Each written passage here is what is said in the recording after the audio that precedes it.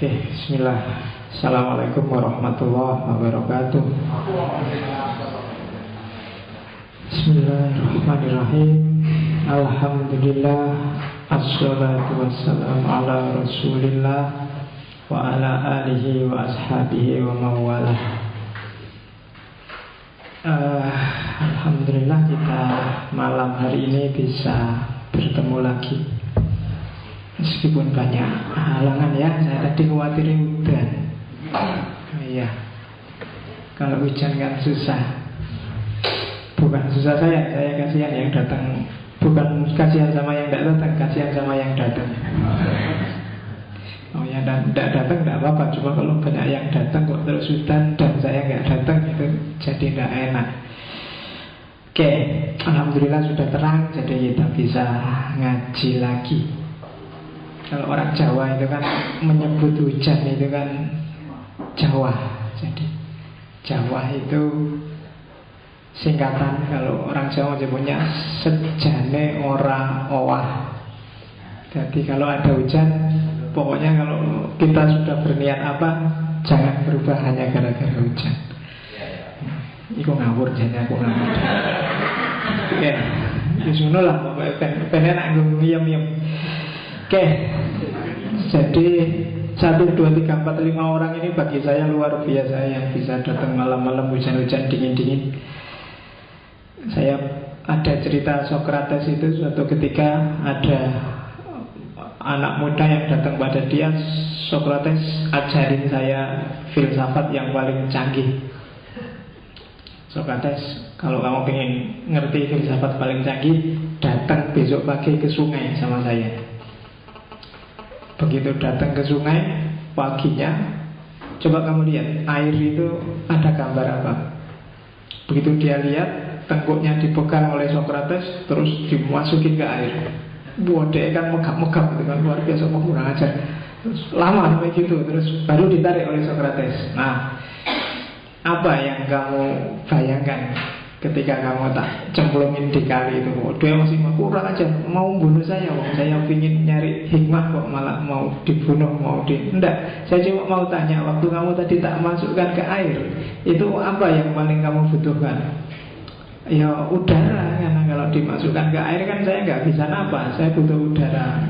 Oke, kamu datang lagi padaku untuk belajar tentang filsafat. Kalau kamu sudah butuh tentang filsafat itu seperti kamu butuh udara. Jadi sudah merasa penting, sangat butuh, tidak peduli apapun, sing dipikir cuma udara. Jadi gak peduli ada halangan apapun, ingin belajar filsafat baru kamu datang. Kalau enggak, eman-eman. Nah, itu anekdot tentang Socrates. Jadi karena apa-apa itu saya lebih takut orang yang ngerti setengah dibandingkan orang yang tidak ngerti sama sekali. Nah, kadang-kadang orang ngerti setengah itu menang gayanya, merasa sudah tahu tapi sebenarnya dia belum tahu apa-apa. Maka kalian kalau belajar apa-apa jangan setengah. Karena orang setengah itu biasanya merasa sudah bisa, terus ngajari orang dan dia bisa menyesatkan orang. Mending orang yang tidak ngerti sama sekali dan dia sadar bahwa dia nggak ngerti. Ya, karena banyak orang yang, kalau klasifikasinya Ghazali kan gitu, ada orang yang ngerti dan dia sadar bahwa dia ngerti. Nah, ini guru, ustadz, dosen itu biasanya ngerti, dia ngerti, maka dia bisa ditanyain. Tapi ada orang yang kedua, dia ngerti tapi dia tidak sadar kalau dia tidak ngerti. Jadi jangan-jangan dia pinter, cuma dia sendiri nggak ngerti kalau dia itu pinter. Dia merasa rendah aja, jadi ilmunya nggak terlalu bermanfaat. Kalau bahasanya Ghazali ini kayak orang tidur, bangunkan aja biar dia ngerti. Ayo ajar umatmu. Itu ada tipe ketiga orang yang nggak ngerti tapi dia sadar kalau dia nggak ngerti. Ini orang bodoh tapi aman, karena dia sadar nggak ngerti kan dia tidak merusak. Tipe yang paling gawat tipe terakhir, orang yang nggak ngerti tapi dia nggak sadar kalau dia nggak ngerti. Oh, itu bahaya. Di TV banyak yang kayak gitu. Maka kamu hati-hati dengan orang tipe yang keempat. Di TV itu kan nggak jelas bidangnya apa, pokoknya orang terkenal ada apa aja diwawancarai sama TV dan pandangannya mesti menyesatkan kamu. Maka hati-hati. Kalau tentang hukum ya percayalah yang ahli hukum. Kalau tentang pendidikan ikutilah ahli pendidikan. Kalau tentang filsafat percayalah ahli filsafat. Itu lebih aman. Karena kalau di TV kan apa-apa ditakok gitu. Artis ditanya tentang boleh nggak nikah sampai 9, takoknya artis. Ya kan kayak yang subur itu kan sing ditakoni artis. Ya susah, parameternya susah. Oke. Masuk ke materi kita. Minggu lalu kita sudah ngomong tentang skeptis. Hari ini kita masuk ke epistemologi sosial. Tema epistemologi sosial ini nanti bisa 2-3 kali. Tema pertama kita adalah lawannya skeptisisme. Kalau minggu lalu skeptis itu adalah cirinya orang-orang khusus, para filosof, para ilmuwan yang selalu mempertanyakan. Maka hari ini kita masuk ke lawannya, logikanya orang secara umum. Kadang orang menyebutnya logika awam, logika orang banyak, cara berpikir masyarakat. Namanya common sense.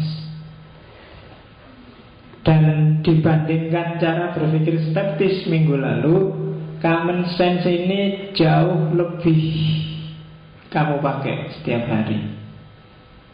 Jarang orang yang konsisten dengan skeptiknya. Tapi kamu hidup bekalnya sebenarnya common sense. Pengetahuan-pengetahuan yang kamu dapat sehari-hari sebagai bekalnya orang hidup. Jadi orang biasa mendefinisikan common sense itu pengetahuan sederhana yang dipahami oleh masyarakat umum. Jadi ini pengetahuan sederhana dan umum, bukan pengetahuan khusus dan luar biasa yang hanya dikuasai segelintir orang. Jadi ini semua orang tahu, semua orang ngerti. Ini pengetahuan-pengetahuan dasar dan umum, bukan pengetahuan sekolahan. Meskipun kadang-kadang sekolahan juga ngajarin itu. Itu common sense. Orang asal akalnya waras itu tidak lagi stres, tidak lagi sumpah, tidak lagi marah, tidak lagi. Itu pasti dia bisa menangkap common sense. Saya sebut nggak stres, nggak marah, nggak sumpah karena kemarahan, kesumpekan, kesedihan itu kadang-kadang bikin akal tidak sehat. Makanya ada dulu zaman saya kuliah, ada mata kuliah namanya Adabul Bahsi wal Munadzara. Jadi adab, etika, diskusi, dan bertukar pikiran.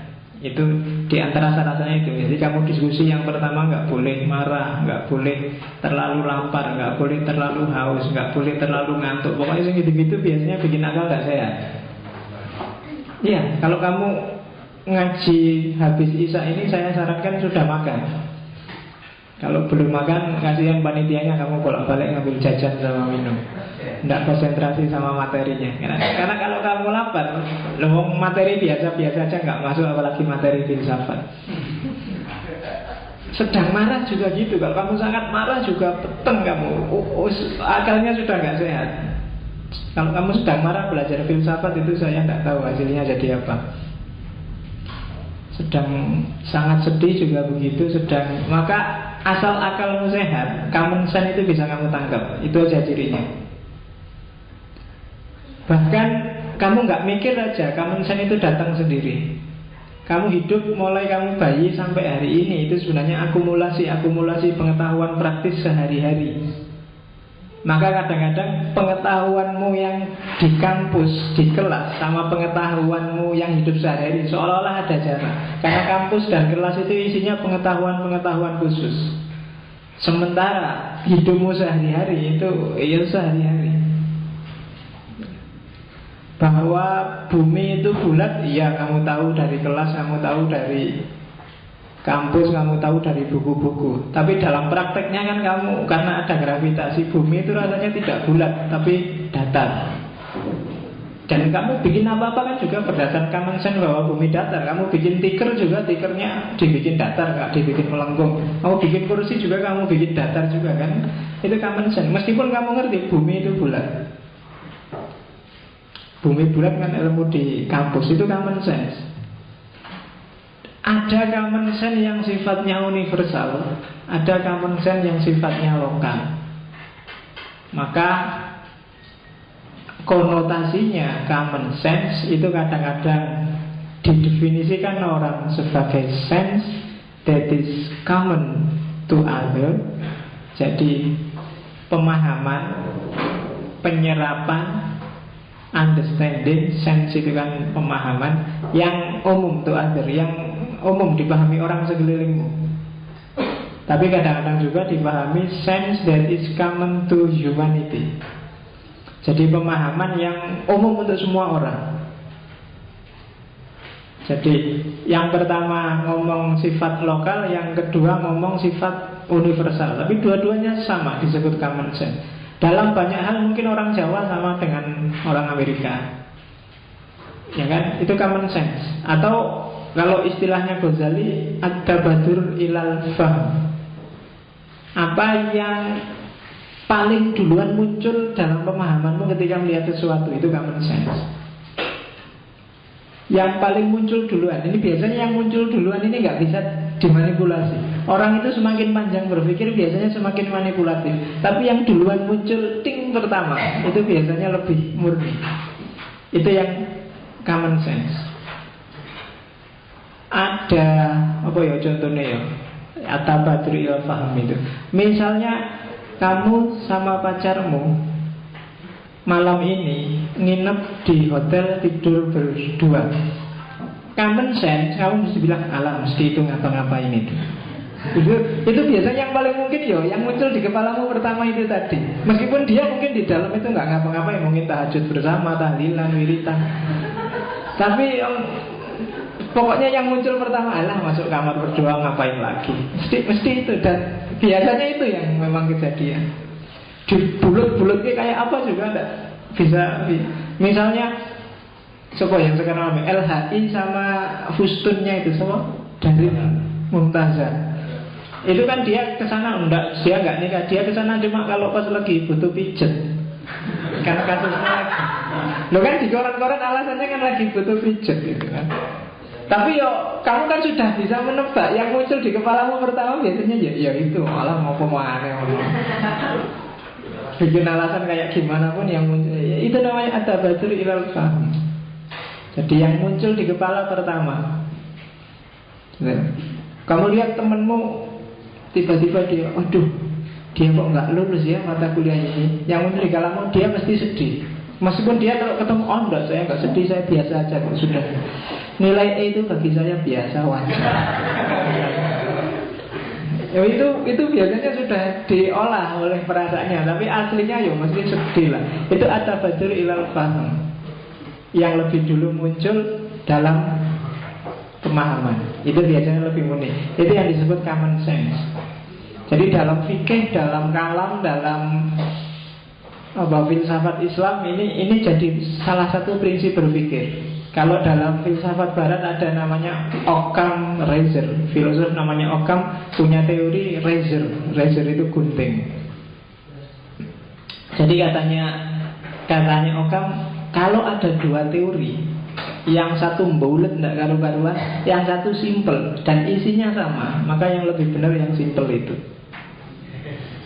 Iya, itu namanya Occam Razor. Jadi ada yang menjelaskan realita itu jelimet, ujungnya ke situ. Ada yang to the point, pokoknya maunya itu loh. Nah itu biasanya yang lebih benar yang simple itu. Ada yang menjelaskan ini kan uang untuk dari sini, dari sana, ujungnya. Tapi ada yang simple, ala intinya uang itu ya dipakai untuk barang-barang korupsi, barang-barang gitu. Ada yang simple kayak gitu dengan jelimet. Biasanya yang benar yang simple ini. At-tabadur ilal fahm. Jadi konotasi itu selalu definisi umumnya dari common sense itu segala sesuatu yang umum di sekeliling kita dan segala sesuatu yang umum secara universal, atau lebih mudahnya sesuatu yang bisa kita pahami dengan cepat, yang masuk akal dengan cepat. At-tabadur ilal fahm. Istilah lain, jadi ada istilah common sense, tapi istilah common sense itu isinya sama dengan itu. Intuisi kadang-kadang orang menyebutnya. Kenapa disebut intuisi? Karena pengetahuan ini otomatis jalan. Kamu tidak pernah belajar common sense ini, kamu otomatis dapat. Maka coraknya intuitif. Begitu ada orang lebih tua, mungkin karena kamu Jawa, kamu punya wisdom, ada orang tua harus dihargai, maka kamu menunduk, ngambil tangannya, cium tangan. Itu kan intuitif sifatnya. Kamu mungkin dapat itu dari masyarakat, dapat itu dari lingkungan sekelilingmu. Yang kedua good sense. Good sense itu ya tadi akal sehat. Atau ada yang menyebut pre-theoretic belief, kepercayaan yang belum diteorikan. Jadi keyakinan-keyakinan sosial yang belum dirumuskan teorisinya, pokoknya itu dipraktekkan aja, dijalankan aja. Atau ada filosof yang menyebutnya sebagai ordinary language. Jadi bahasa sehari-hari. Ordinary language ini, bahasa sehari-hari ini biasanya dibedakan dengan formal language, bahasa yang formal, bahasa yang ilmiah, akademik. Dan ini sifatnya penggunaannya biasanya lokal, sesuai dengan common sense-nya. Di Jogja misalnya ada istilah apa yang secara common sense definisinya mungkin beda dengan di tempat lain. Misalnya istilah pasar kembang. Yo, kan? Kamu ketawa langsung. Karena kenapa kamu ketawa?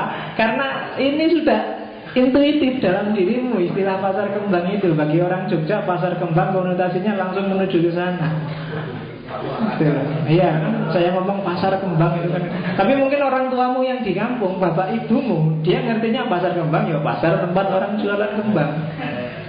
Bukan seperti yang kamu pahami. Jadi kalau kamu tiba-tiba telepon, kamu di mana Le? Oh ini Pak, saya sedang di pasar kembang. Ya bapak masih lagi ngopo arep nyekar apa mesti. Ya kan? Ya, konotasinya sudah beda, common sense-nya sudah beda, gitu. Jadi ordinary language atau foundational belief atau endoxa. Endoxa itu belief and opinion. Ini yang punya para filosof Yunani klasik sering pakai endoxa. Endoxa yang punya Aristoteles, doxa yang punya Plato. Nanti lain waktu kita dalami itu. Ada aksioma. Aksioma itu kan kebenaran-kebenaran yang jadi fondasi kebenaran yang lain, dan dia jangan dipertanyakan lagi. Aksioma. Ada wisdom, kebijaksanaan lokal, cara masyarakat mengelola komunitas dan mengelola lingkungannya itu biasanya menyusun wisdom-wisdom. Kadang bisa bercorak mitologis, kadang juga bercorak logis. Tapi ini termasuk jenis common sense. Dia kamu pelajari sejak kecil. Ada folk wisdom, itu sebenarnya sama aja maksudnya. Ada folklore. Folklore itu kan kebijaksanaan lokal, opini lokal, pandangan lokal, perspektif lokal, atau public opinion, pandangan publik. Dan ini sifatnya common sense. Masyarakat punya logika sendiri untuk menangkap realitas. Dan setiap orang dididik, dibesarkan dengan menyerap logika masyarakat ini.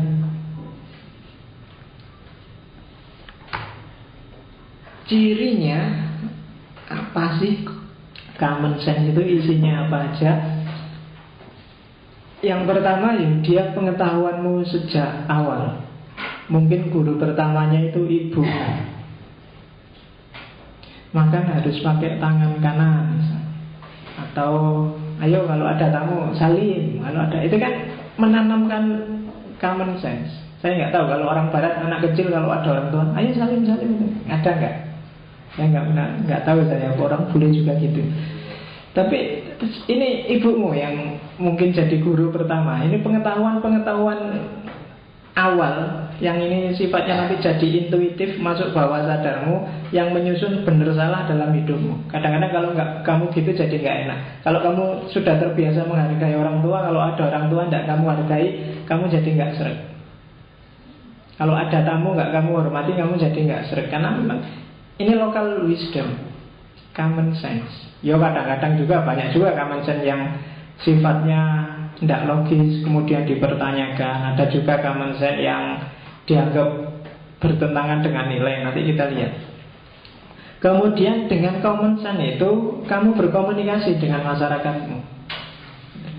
Kalau di Jawa mungkin kayak Jogja, common sense kalau bulan Suro jangan, ya Suro itu dia ke bulan sangar, bulan nggak boleh, iya kan, kamu nggak boleh bikin. Motong saya dulu di kos-kosan, nebang pohonnya di belakang rumah itu dimarahin sama Pak Kos karena ini bulan Suro.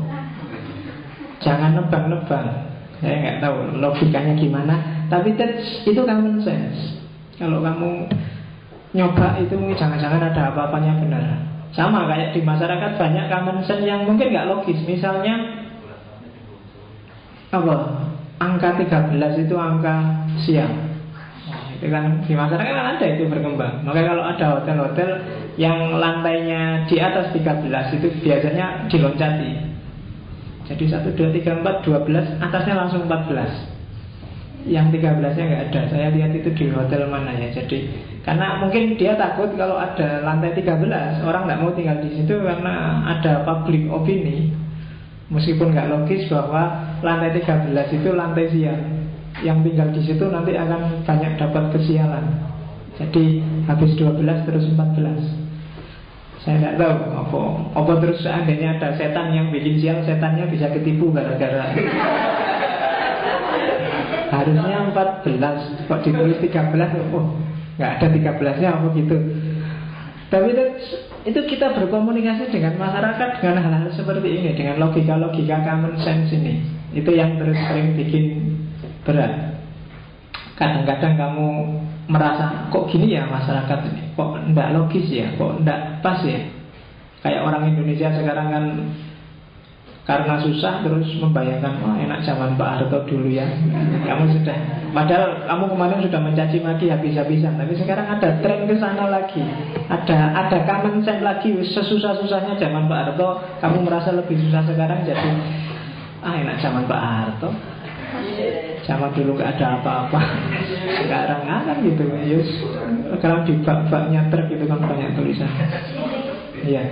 Sejak dulu saya tertarik dengan, kalau kamu ada yang mau nggak meneliti tulisan di bak-bak truk itu, biasanya agak unik. Kutunggu jandamu. Kalau sih kalau tulisannya nggak mana-mana tadi. Iya. Apa hubungannya kutunggu jandamu? Ayu adine. Biasanya kayak gitu loh. Kasih ibu sepanjang jalan. Oke, kayak gitu kan banyak trik logika jalanan. Coba aja kamu sekali-sekali neliti itu, mungkin menarik. Ada gambar cewek mulus cuma pakai angin jalan. Kutunggu kau, isinya gitu. Oke. Ayo, karena biasanya unik-unik dan lucu-lucu. Saya pernah baca yang lucu lagi itu, jadi tulisan, jadi kecil di truk itu di bawah. Jadi jika Anda menyaksikan supir truk ini selingkuh, segera hubungi 081 sekian. Lucu ya. Jadi tulisannya, jadi kalau Anda ngonangi supir itu selingkuh, segera hubungi 081 sekian. Ya, kreatif, tidak apa-apa. Oke, isinya common sense itu agama, mitos, ideologi, filosofi, pengetahuan lokal, bahkan seni lokal. Tersusun dari semua itu bahannya itu. Bisa kamu lacak. Kenapa orang Jawa percaya Suro, percaya Wage, Kliwon, Legi, itu karena dia punya religi semacam itu, dia punya mitologi semacam itu, punya ideologi filosofi sendiri. Sultan Agung ngarang hari ada Wage, Kliwon, Pahing, Pon 5, sementara Minggu itu 7. Dia punya logika sendiri, punya ideologi sendiri. Dan itu kan sudah dididikkan pada kita. Saya sejak kecil itu sama kalau pas weton itu disuruh puasa, itu dalam agama tidak ada. Itu lokal mesti, karena orang Arab tidak kenal Sabtu Pahing, Minggu Wage itu tidak ada. Tapi sama orang Jawa, ya poso lah biar selamat kalau waktunya hari lahir kita. Dan hari lahir itu maksudnya bukan ulang tahun, tapi weton. Dan itu kan khas, punya kebijaksanaan lokal sendiri. Ya, jadi bukan ulang tahun malah kan, kalau orang Jawa ngerti ini selapan. Selapan itu 40 hari. Jadi iya. Dan itu khas. Coba kamu teliti itu. Dan yang terakhir di antara cirinya common sense itu biasanya diterima secara tidak kritis. Kenapa? Ya karena dia sifatnya intuitif, ditanamkan padamu sejak kecil. Jadi yang kamu omongkan, stylemu berpikir, gayamu ngomong, gayamu berbicara, itu sebenarnya ditanamkan oleh lingkungan sekelilingmu. Lingkungan itu macam-macam. Yang membentuk common sense sekelilingmu yang ada di pikiranmu sekarang itu bisa orang tua, bisa kampus, bisa teman organisasi, bisa lembaga, bisa macam-macam. Dulu saya merasa bahwa zaman aku kuliah S1 itu ada common sense bahwa mahasiswa filsafat itu harus gondrong. Kalau tidak gondrong belum diakui filosofinya. Jadi dianggap masih anak mama, masih jadi. Terus ngingu rambut tobo itu banyak sama saya S1. Kalau pulang ibuku kaget, uyuh. Kagetnya bukan karena gondrong, cacilik rambutnya gondrong. Jadi saya tidak mikir itu pantas apa tidak pantas, filosof ya harus ya, jangan itu tapi kan itu common sense mungkin di kalangan mahasiswa filsafat, bukan di kalangan ahli filsafat. Dan kalau diskusi mesti ngeyel, gak gelem kalah. Jangan itu, jangan S1. Meskipun kalau kuliah diajarin ya tidak paham Pak filsafat diopo. Iya, saya S1 lulus filsafat ya merasa tidak ngerti belas filsafat itu. Kayak kamu lah, kalau kuliah kan kebanyakan datang saanane lah, yang penting teko absen. Ngerti juga enggak. Ilmu itu malah saya tidak dapatnya, tidak di kelas, dapatnya malam hari sebelum ujian. Itu baru nyantol. Nah, nanti keluar ujian hilang lagi. Biasanya gitu. Dan kadang-kadang gaya dosen sama gaya kita kan nggak sama. Jadi kadang-kadang saya harus ngempet untuk bertahan dengan gaya dosen yang kadang-kadang saya nggak cocok. Dosen zaman dulu beda dengan dosen zaman sekarang. Sekarang dosen enak-enak. Zaman saya dulu wah dosen lama itu kan gitu. Kalau kamu ngantuk, ngantuk, sini. Wudhu dulu di belakang. Habis itu keluar mau duduk. Siapa yang nyuruh duduk? Berdiri. Dulu saya pernah dihukum gara-gara kancing yang atas ini tak buka satu gini. Wah, kamu mau jadi jagoan ya? Iya. Loh, common sense mungkin zaman itu bahwa kalau ada sini dibuka kamu mau berdiri mesti kalau ininya dibuka satu. Itu sejenis common sense juga bagi masyarakat tertentu. Kalau zaman dulu gitu. Sekarang mungkin jarang ada dosen killer. Kalau dulu ada yang dulu dosen yang nilai B aja haram, paling tinggi nilai C. C itu paling di kelas 1-2. D. Ada banyak zaman dulu kayak gitu. Dulu saya punya dosen kalau ujian dia nggak pernah bikin soal, dia cuma ngambil dari buku, terus diambil satu paragraf dan itu soal pertama. Nanti satu paragraf itu dipotong tengah-tengahnya, set, isilah titik-titik yang dibuang. Iya. Nanti kadang-kadang ini isinya dan atau maupun atau itu kadang-kadang ada yang kayak gitu. Karena ada kalimat yang atau dan ya. Ini kadang-kadang bisa keliru gitu. Dan dia pintar kalau milih kata yang bikin rumit itu. Dan ada yang kayak gitu. Kalau sekarang ada kayak gitu mungkin habis kamu demo mesti. Kalau dulu nggak berani. Dan common sense ini memang diterima secara tidak kritis. Ini dulu saya presentasi ini untuk ngasih contoh common sense itu dulu tak kasih contoh goyang kepala. Kalau di India orang goyang kepala itu artinya iya, tapi kalau di Indonesia artinya kan tidak. Kalau orang India sudah aja goyang-goyang itu berarti iya. Tapi kalau di Indonesia kalau kamu geleng-geleng kepala berarti tidak. Itu common sense. Kamu kan nggak pernah secara spesifik kursus kalau nunduk itu enggak, tapi itu jalan aja di sekelilingmu. Mau? Enggak mau? Enggak. Goyang. Tapi kalau di India kebalikannya, mau aja. Ya. Itu contoh paling gampang dari common sense. Di barat misalnya, gestur kalau ini top, di mana-mana top, kalau gini enggak. Tapi kalau di Indonesia, kamu kenal ini saya enggak tahu tahun berapa. Kalau di barat ini kan artinya apa? Fak itu apa? Cik pasai kan. Dan jari ini ada. Kenapa sih kalau kamu dikayak gini? Itu maksudnya kamu itu useless, nggak berguna. Kenapa? Karena di antara 5 ini yang paling nggak berguna jari itu. Kalau ini kan tuh, kalau ini bisa untuk nunjuk. Kalau ini tempatnya cincin, kalau ini ogok-ogok. Kalau ini tuh coba bayangkan, ayo dalam hidupmu apa gunanya jari tengah itu? Nggak ada. Yang dia bisa kerja sendirian loh. Ya kan? Dia mesti jadi pelengkap aja tengah. Makanya orang barat kalau menyebut mau fak kamu, maksudnya kamu itu nggak ada gunanya, mesti gini. Tuh, makanya 3 hari yang lalu saya ada pengajian di pondok itu, ada fikih itu. Ada santri tanya, Pak, kalau sholat itu gerakannya, kan sholat itu batal kalau gerakan 3 kali. Saya jawabnya, ya tidak mesti. Kadang 1 kali juga bisa membatalkan sholat. Loh kok bisa Pak? Ya kalau misalnya sholat tapi gerakan itu 1 kalinya gini, ya sholatnya batal.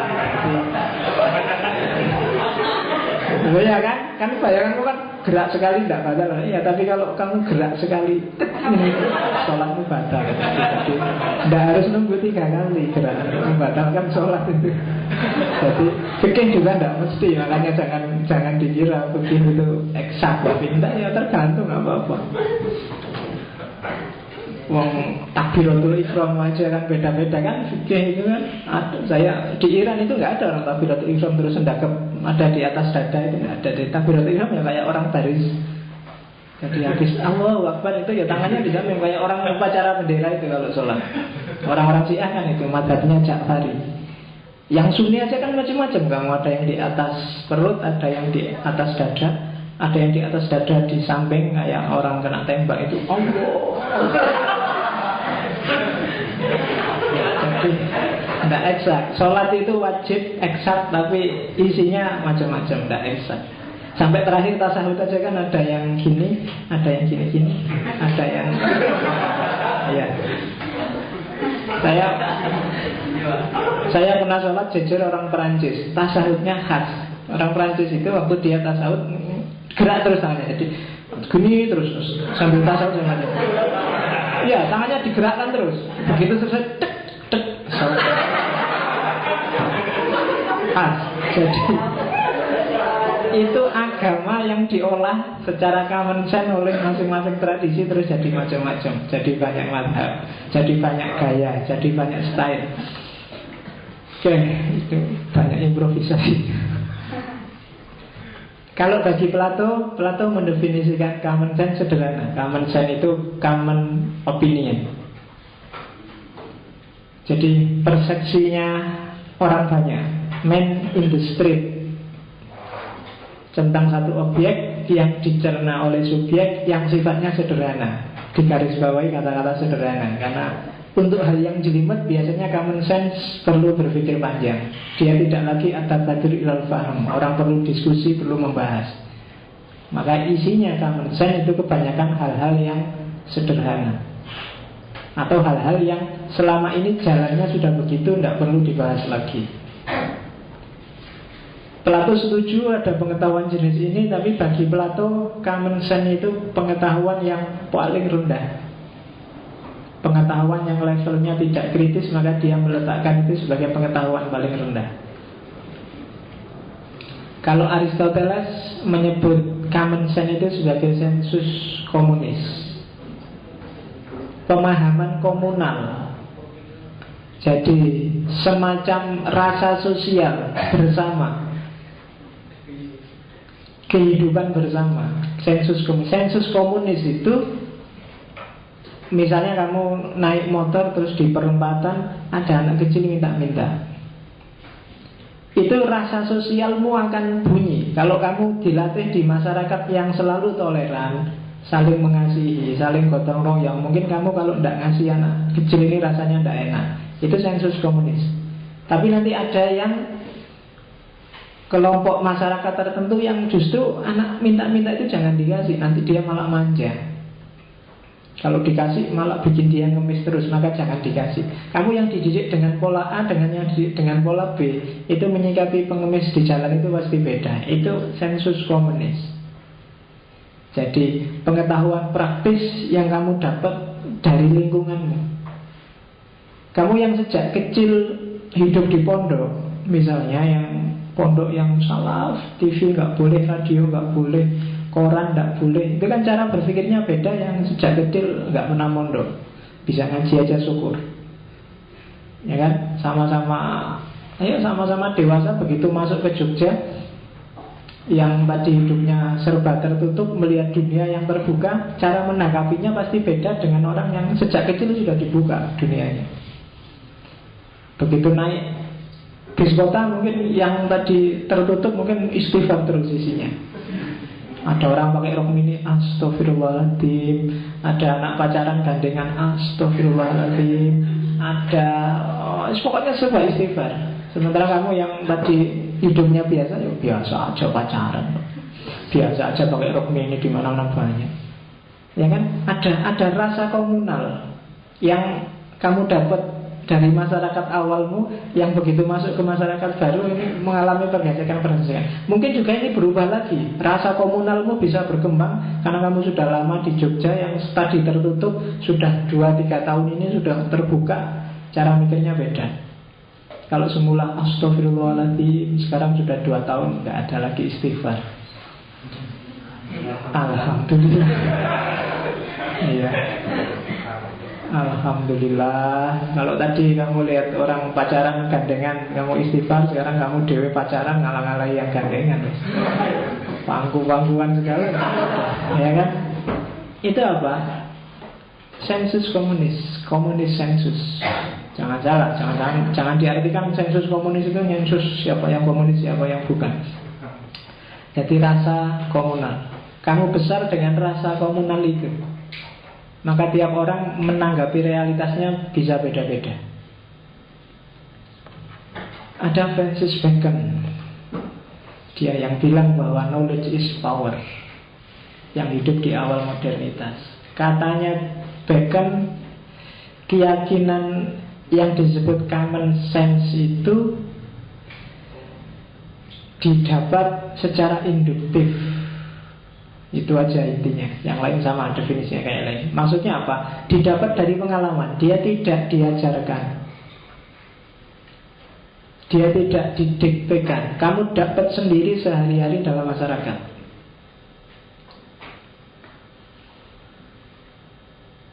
Misalnya apa ya, tradisi-tradisi lokal yang itu otomatis kamu dapat. Misalnya di Madura ada tradisi lebih baik mati daripada malu, sehingga ada tradisi carok. Itu lokal wisdom. Bapaknya nggak pernah ngajarin yang kayak gitu, tapi didapat dari pengalaman.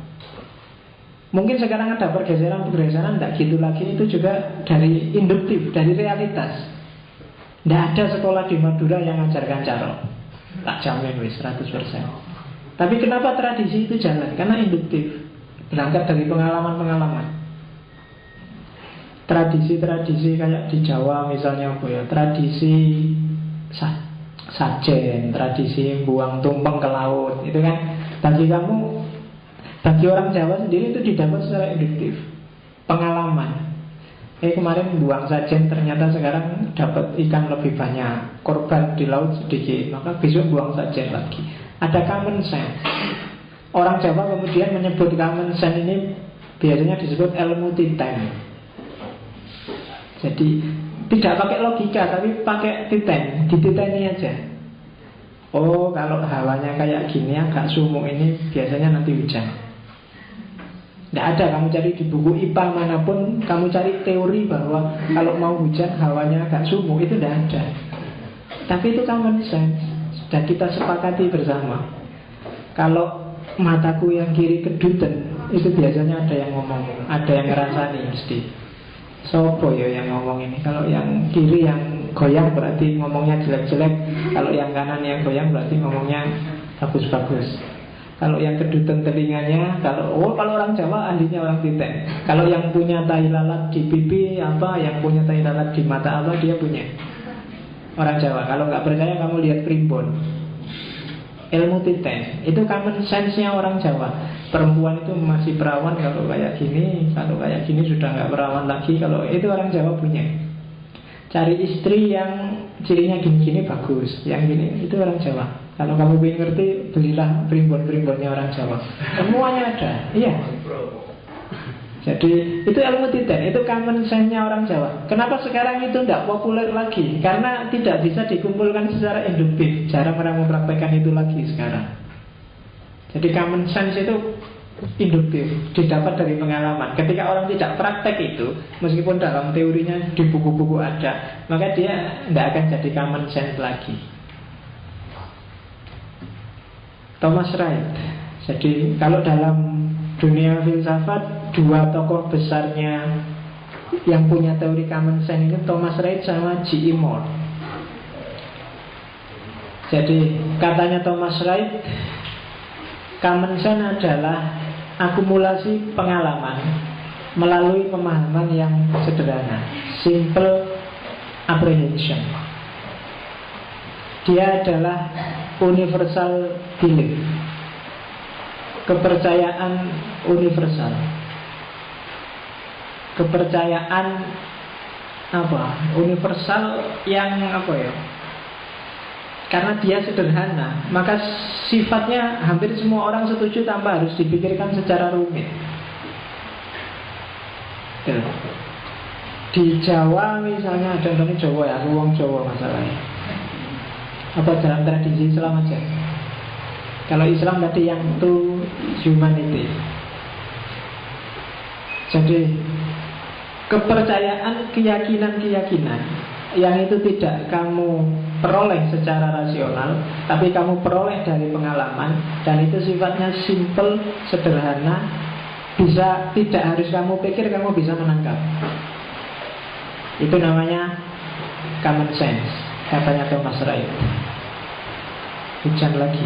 Common sense-nya hujan kalau bagi orang Islam, hujan adalah rahmat dari Allah misalnya. Itu kan common sense. Kamu nggak tahu bentuknya rahmat, buktinya kamu juga sering berudel kalau hujan. Tapi secara common sense, hujan itu rahmat. Makanya tadi saya bilang di awal, orang Jawa menyebut hujan itu Jawa, tapi para wali bahasa Jawa Kawi menyebut hujan itu bukan Jawa, tapi Jawa. Iya, Jawa. Jawa itu para wali sebenarnya dia mau bilang Ja'a rahmatullah. Pinter ya orang Jawa. Makanya ketika hujan datang itu sebenarnya rahmat Allah datang. Sehingga kamu jangan gerundel kalau ada hujan, karena nanti yang ngasih hujan tersinggung. Kamu dikasih rahmat kok gerundel, hujan lagi. Nanti yang ngasih hujan bisa tersinggung. Sama kalau kalian bertamu dikasih teh kok terus gerundel, teh lagi. Kok nggak ada yang lain? Nah itu bikin tersinggung yang bikin kan, sama kayak hujan bikin tersinggung yang punya hujan. Maka secara common sense bagi orang Islam, jangan takut, hujan itu rahmat. Teh juga tidak apa-apa.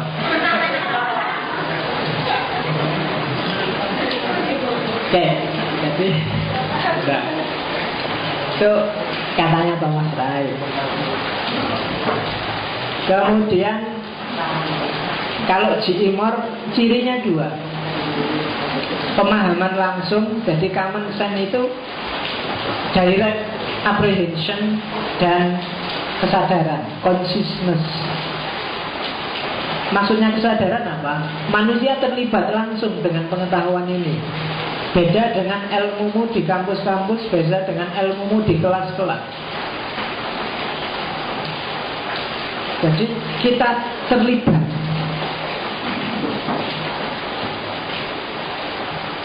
Kamu mungkin merasa bahwa matahari itu terbitnya di timur. Ini common sense sebenarnya. Kalau kamu teliti beneran mungkin ya nggak terlalu timur lah, kadang-kadang dia agak geser ke sana, kadang-kadang itu kan namanya common sense. Kenapa kamu sebut timur? Ya keterlibatanmu sehari-hari dengan matahari itu selalu seperti itu. Seperti orang Indonesia menyebut kiblat itu di barat. Pokoknya arah kiblat ya di barat. Jadi ketika ada penyesuaian arah kiblat banyak yang alah ngapain sih susah-susah kiblat di sana. Emangnya kalau nggak pas dikit terus sholatnya nggak diterima kan begitu. Karena kita sudah common sense di barat. Sehingga orang Suriname yang dari Indonesia dibawa Belanda ke Suriname itu sholatnya tetap ngadep ke barat. Meskipun dia harusnya ngadep ke selatan, tapi karena di sini dia ngadep ke barat, ya sholatnya tetap ngadep ke barat. Itu karena common sense. Jadi tidak ngerti bahwa sholat itu ngadep ke kiblat, ngertinya sembahyang dia ngadep ngulon. Jadi terus menghadap ke barat. Dan ini common sense ini kenapa? Karena dia melibatkan kesadaran ketika dia hidup di Jawa. Jadi meskipun dipindah ke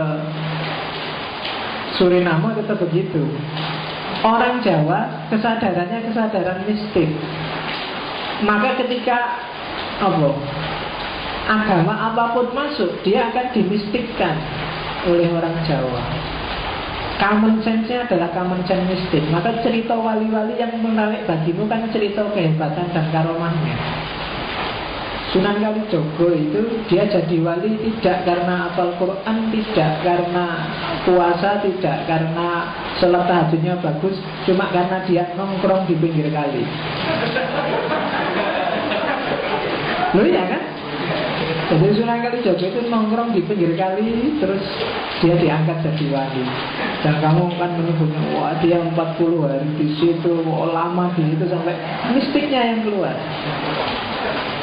Makanya sebab Clifford Gate itu dia meneliti membandingkan dua orang tokoh pembaharu agama di Maroko sama Indonesia. Maroko itu tokohnya namanya Liu Si, kalau yang di Indonesia Sunan Kalijogo. Jadi Liu Si ini wali, penyebar agama, ahli agama, hafal Quran, perjuangannya luar biasa, dakwahnya luar biasa. Bandingkan sama Sunan Kalijogo. Jadi dari orang abangan yang ngerti agama, ketemu Sunan, disuruh nongkrong pinggir kali, terus dibaptis jadi wali dan dipuja-puja orang sampai hari ini. Kenapa yang paling menonjol Sunan Kalijogo? Karena logika orang Jawa adalah logika mistiknya.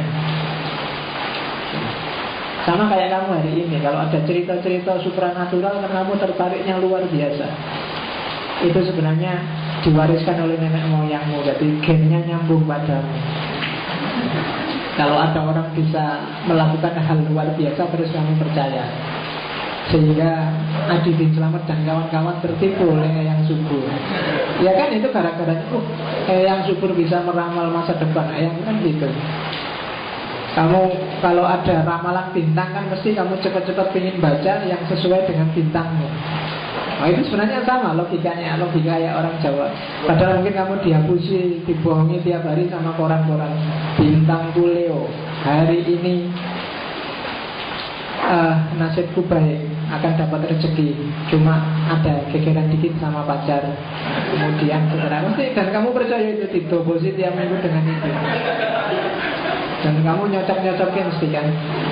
Kalau kamu pengen ngerti bohongnya ramalan bintang, buanglah judulnya. Jadi buang Leo, Libra, Pisces itu buang, terus kamu baca satu-satu. Nanti lah cocok semua sama kamu. Coba aja. Kamu mesti keliru, yang sesuai dengan kamu yang mana. Karena biasanya yang kamu baca cuma yang bagianmu aja, yang lain jarang kamu baca. Itu. Dan itu hidup kita sehari-hari orang Jawa yang common sense-nya serba mistik. Nah, Einstein punya definisi lebih unik lagi. Katanya Einstein, common sense itu koleksi praduga. Praduga itu berarti pengetahuan yang diterima begitu saja secara tidak kritis, yang kita kumpulkan sampai umur 18 tahun. Saya tidak tahu, ini umur berapa kalian? 17. Nah, wajahnya kok kayak 32an. Ya, jadi kalau umurmu sudah di atas 18 berarti common sense-mu sudah lengkap. Biasanya susah diubah sudah. Kalau sudah 18 ke atas itu, kamu sudah jadi. Makanya film itu 17 tahun ke atas. Karena 17 tahun ke atas kamu dianggap sudah dewasa. Kalau kamu lurus ya biasanya jalanmu akan lurus. Kalau kamu belok ya jalanmu akan belok. Dan film yang lebih dahsyat lagi biasanya tidak 17 tapi 18.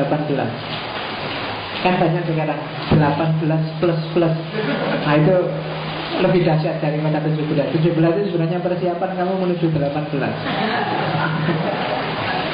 Jadi kenapa sih katanya Einstein 18? Karena mungkin 18 itu dianggap puncak kematangan. Jadi orang sudah 18 itu biasanya dia sudah punya style, sudah punya gaya berpikir. Kalau orang sudah umur 18 dan cara berpikirnya kaku, biasanya sampai tua juga kaku.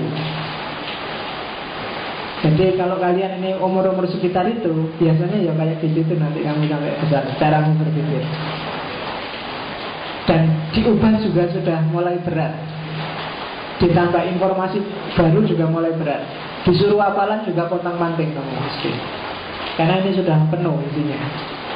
Kamu kemarin waktu SD, SMP hafalan itu lancar aja. Tapi sekarang 18 ke atas, kalau nggak percaya silakan kamu coba menghafalkan yang surat Al-Quran yang kamu belum hafal. Itu mesti berat. Kadang-kadang yang sudah hafal aja kan lupa. 18. Dan koleksi common sense di kepalamu sudah lengkap katanya Einstein kalau sudah umur 18. Ya silakan kamu uji sendiri. Oke, ya pembuktiannya kamu cari sendiri. Kamu kecuali yang belum 18 nggak apa-apa, tenang aja. Kamu isi dengan common sense yang bagus-bagus. Yang sudah terlanjur 18 ya nggak apa sih ya kamu kalau merasa ada common sense yang jelek dikeluarkan lagi. Biar ada space-nya. Oke. Russell saya sebut sebenarnya definisinya sama, cuma Russell titik tekannya nanti pada ordinary language tadi, pada bahasa. Bagaimana bahasa itu menjadi simbolnya common sense. Contohnya ya kayak sarkem tadi. Itu sebenarnya teori-teori itu yang punya Bertrand Russell. Yang belajar filsafat bahasa pasti ngerti. Nah, proses terjadinya common sense dalam sejarah. Bagaimana sih common sense itu bisa masuk dalam kepalamu? Yang pertama dari bawah membacanya, dari objective social situation. Dari kondisi objektif hidupmu, kamu akan mengalami sesuatu, itu namanya experience. Experience itu akan kamu telaah secara sadar, dan dia akan melahirkan wawasan, melahirkan pengetahuan. Dan dari pengetahuan itu akan lahir aksi. Kamu hidup di dunia sosial yang serba disiplin. Misalnya bapakmu ABRI misalnya, dan kamu mengalami hidup di bawah bapak yang TNI. Kalau pagi bangunin kamu pakai sempritan misalnya, Prit, bangun. Kamu kalau nggak bangun bisa gawat hidupmu. Experience, kamu menelaah itu, dan dia akan jadi pengetahuanmu. Dia akan membentuk aksimu. Aksimu pasti juga di dunia sosial lagi. Maka hidup disiplin model TNI jadi common sense bagimu. Common sense, cara berpikir yang sehat dan normal bagimu ya disiplin kayak TNI itu. Beda misalnya kalau bapakmu seorang seniman misalnya, sastrawan, itu kan biasanya cenderung sakarape dhewe. Waktunya orang tidur dia bangun, waktunya orang bangun dia tidur. Ya kan? Jadi itu caramu berpikir, caramu berperilaku, bertindak pasti beda. Kenapa? Karena kamu mengalami, menelaah dan mendapat pengetahuan, lalu bertindak berdasarkan lingkungan objektif sosialmu. Orang Jawa itu cenderung menekankan harmoni, kerukunan, ketertiban, yang penting gak gegeran. Maka dulu orang dikenal, Jawa itu dikenal ramah. Bukan berarti sebenarnya dia ramah, cuma dia males gegeran. Daripada gegeran, sudah lah gak apa-apa. Dijajah orang juga gak apa-apa lah. Yang penting gak gegeran. Makanya Jawa itu 350 tahun dijajah juga gak apa-apa. Ya kan kita, yang penting rukun lah meskipun sama penjajah. Harmoni. Ya kan? Kan sekarang banyak, coba kamu kalau ada konflik-konflik bagi orang Jawa, sudah nggak perlu gegeran, ngapain sih sudah. Yang ditekankan duluan bukan problem solving, tapi jangan gegerannya.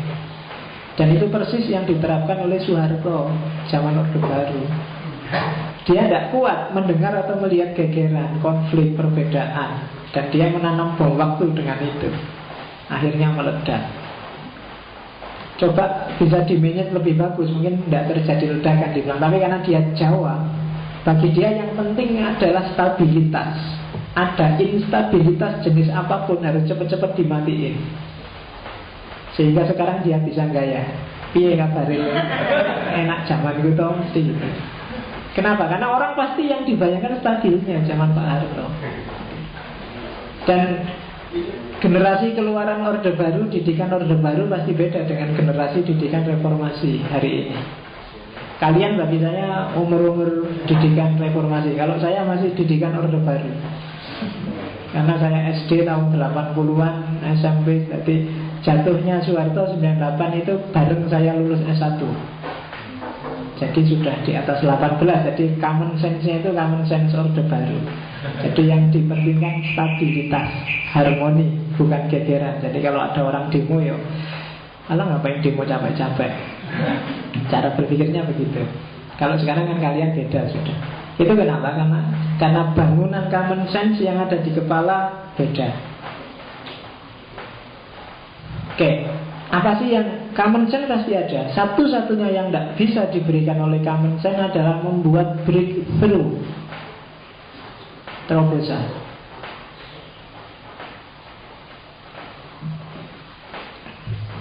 Padahal masyarakat itu butuh breakthrough untuk naik kelas. Maka common sense itu sifatnya niscaya. Setiap orang pasti dibentuk oleh lingkungan dengan common sense-nya sendiri-sendiri. Tapi setiap orang tidak boleh menyerah dengan common sense. Dia harus bikin terobosan. Tidak selalu yang berjalan di sekelilingmu itu pas. Tidak selalu relevan. Tidak selalu benar. Tidak selalu baik. Kamu harus berani bikin breakthrough, bikin terobosan. Selama ini bapakmu TNI, maka kamu dibangunkan pakai sempritan. Kalau kamu mau bikin breakthrough, ajaklah bapakmu diskusi, Pak, apa harus begitu membangunkan pakai sempritan? Kalau cuma pakai sempritan, saya belum bangun, pakai trompet aja bisa. Nah, itu kan terobosan baru. Dari sempritan jadi trompet. Tambah nemen. Oke, jadi dengan common sense kamu tidak bisa bikin breakthrough. Orang jadi cerdas, jadi menonjol, jadi tokoh itu ketika dia tidak menerima begitu saja common sense, tapi dia bikin terobosan-terobosan baru. Kamu bisa sudah hidup dengan common sense, tapi kalau kamu menyerah dengan common sense, kamu jadi ordinary people, orang biasa, akeh tunggale.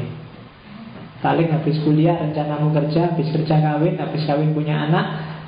Setelah punya anak tidak mikir apa-apa, yang penting gede ke anak. Dan sejarah bukan tentang orang-orang awam, tapi sejarah itu tentang orang-orang besar. Jadi tidak apa-apa sih kamu bekalnya common sense aja, tapi besok tidak dicatat oleh sejarah. Maka kalau kamu ingin jadi sesuatu, jangan gampang nyerah dengan common sense. Jadi kamu harus harus gini. Apanya sih harus ngaji filsafat tiap Rebu? Enaknya gimana? Ini sudah 5 kali ini. Jangan-jangan itu bikin breakthrough namanya. Ganti Pak, ngaji filsafat kok seminggu sekali, seminggu 3 kali aja. Ya, kamu enak, sumpah aku. Jadi, seminggu sekali aku. Kenapa saya jaketan gak tak copot-copot? Tadi siang agak masuk angin, jadi aku harus nyari keringat. Jadi dipaham ini sudah rangkep 3 bajunya. Sengaja nyari keringat. Gampang keringat kalau kamu ngajak kerengan. Oke. Kenapa sih breakthrough itu tidak cuma diperlukan oleh kamu, juga diperlukan oleh masyarakat? Karena masyarakat juga perlu naik kelas. Itu tak kasih IE itu sebagai contoh ada teorinya Auguste Comte itu, filsafat sosial, bahwa masyarakat itu kan secara umum bisa naik kelas dari level mistik ke level teologis, dan puncaknya adalah level positif. Kamu boleh setuju, boleh enggak, tapi itu sebagai contoh bahwa masyarakat juga harus berkembang dong.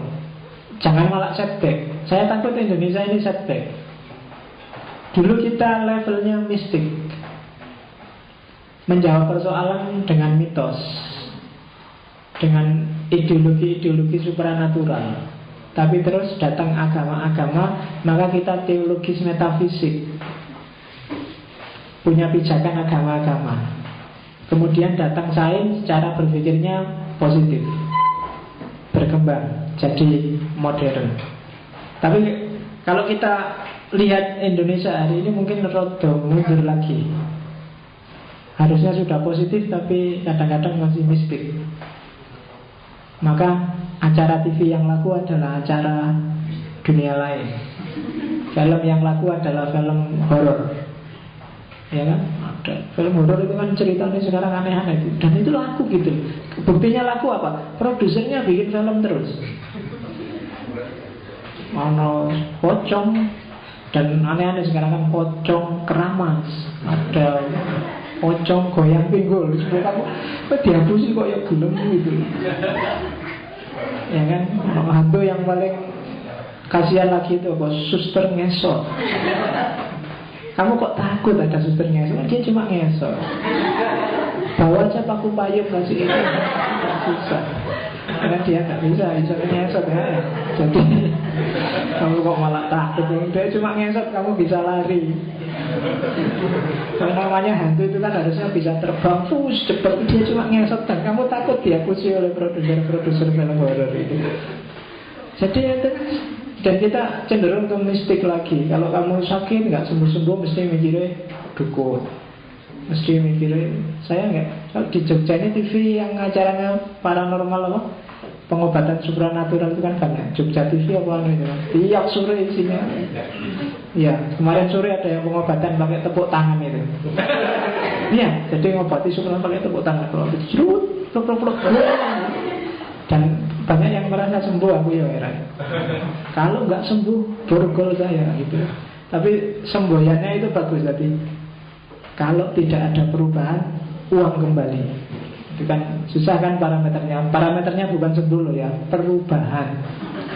Jadi ya mungkin bisa berubah tambah sakit, berubah tambah parah. Ya, sementing kan berubah. Jadi kamu nggak bisa nuntut uang kembali kan, kamu berubah. Jadi pinternya dukunnya itu kan gitu. Kalau nggak ada perubahan, uang kembali. Oke, sekarang kita lihat apa sih bedanya common sense dengan science. Kalau common sense biasanya tidak pernah diuji dan diobservasi secara serius. Beda dengan sains. Kalau sudah diuji dan diobservasi secara serius, maka common sense itu berubah jadi sains. Ada perangkat berpikir yang kamu miliki, yang selama ini kamu manut saja, sekarang bisa berubah jadi sains. Selama ini kamu percaya secara common sense, mungkin karena kamu nggak ngerti dalilnya, nggak ngerti dasarnya, pokoknya umat Islam itu nggak boleh makan babi tanpa menguji. Sekarang ada penelitian apa bahayanya babi, apa anunya babi ya, terus kamu tahu itu, makanya dia jadi sains. Kalau selama ini cuma common sense. Orang Jawa dulu bilang jangan duduk di depan pintu kalau waktu maghrib, nanti jodohnya susah misalnya. Itu common sense. Tapi mungkin sekarang kamu paham, oh kenapa sih kalau waktu maghrib kita nggak boleh duduk di depan pintu? Oh karena biar nggak masuk angin. Karena waktu maghrib itu kan biasanya anginnya semilir, terus kalau orang duduk di sana terus bisa masuk angin, maka orang dulu bilang jangan duduk di depan pintu. Apalagi kan banyak orang Jawa punya pamali-pamali yang sekarang ketahuan bahwa ternyata itu rasional. Ternyata itu bisa diuji dan diobservasi. Misalnya apa ya?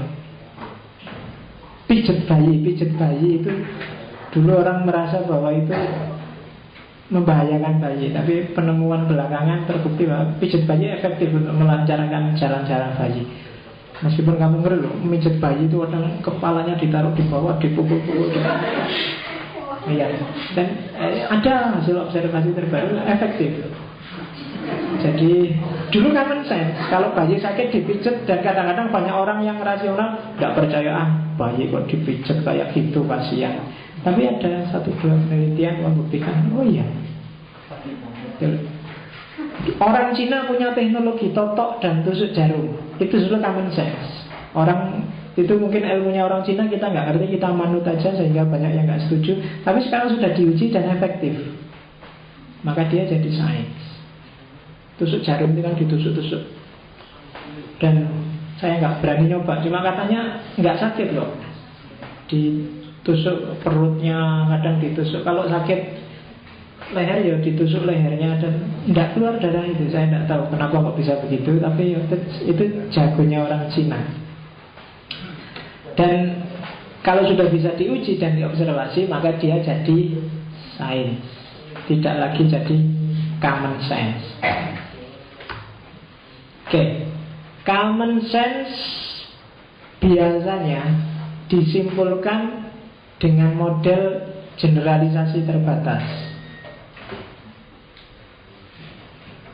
Jadi hanya melihat sekali, 2 kali, kemudian disimpulkan. Itu biasanya common sense. Kamu melihat sekali, 2 kali, terus disimpulkan. PKS, kamu lihat seorang tokoh korupsi, 2 orang tokoh korupsi, 3 orang tokoh korupsi, maka kamu simpulkan semua PKS itu isinya orang-orang bobrok. Itu common sense. Generalisasi yang over. Jadi biasanya seperti itu. Sama kayak orang barat lihat Islam, ada kasus terorisme, pelakunya orang Islam. Nah, itu orang Islam lagi. Maka terus disebutkan semua orang Islam itu teroris. Nah, itu generalisasi. Dan Islam adalah teroris, itu di barat levelnya adalah common sense. Pemahaman yang lahir dari generalisasi terbatas. Masih banyak orang yang beranggapan itu di barat itu. Jadi orang yang sangat bencinya dengan Islam, dan dari Islam itu nggak ada yang bagus, pokoknya semua yang dari Islam itu jelek. Maka hati-hati kalau kamu baca website sekarang, banyak situs-situs yang isinya menjelek-jelekkan Islam. Kamu boleh kritis pada Islam, tapi hati-hati, ada level yang ekstrim yang tidak lagi dekonstruksi terhadap Islam, tapi sudah destruksi. Jadi kan orang itu ada yang apologi, ada yang kritis, ada yang dekonstruktif, ada yang destruktif.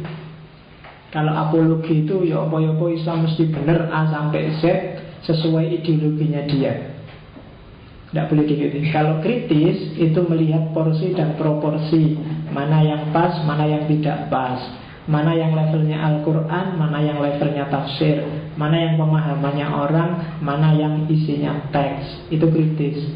Ada lagi yang dekonstruksi. Dekonstruksi itu merubah konstruksi lama menuju konstruksi baru.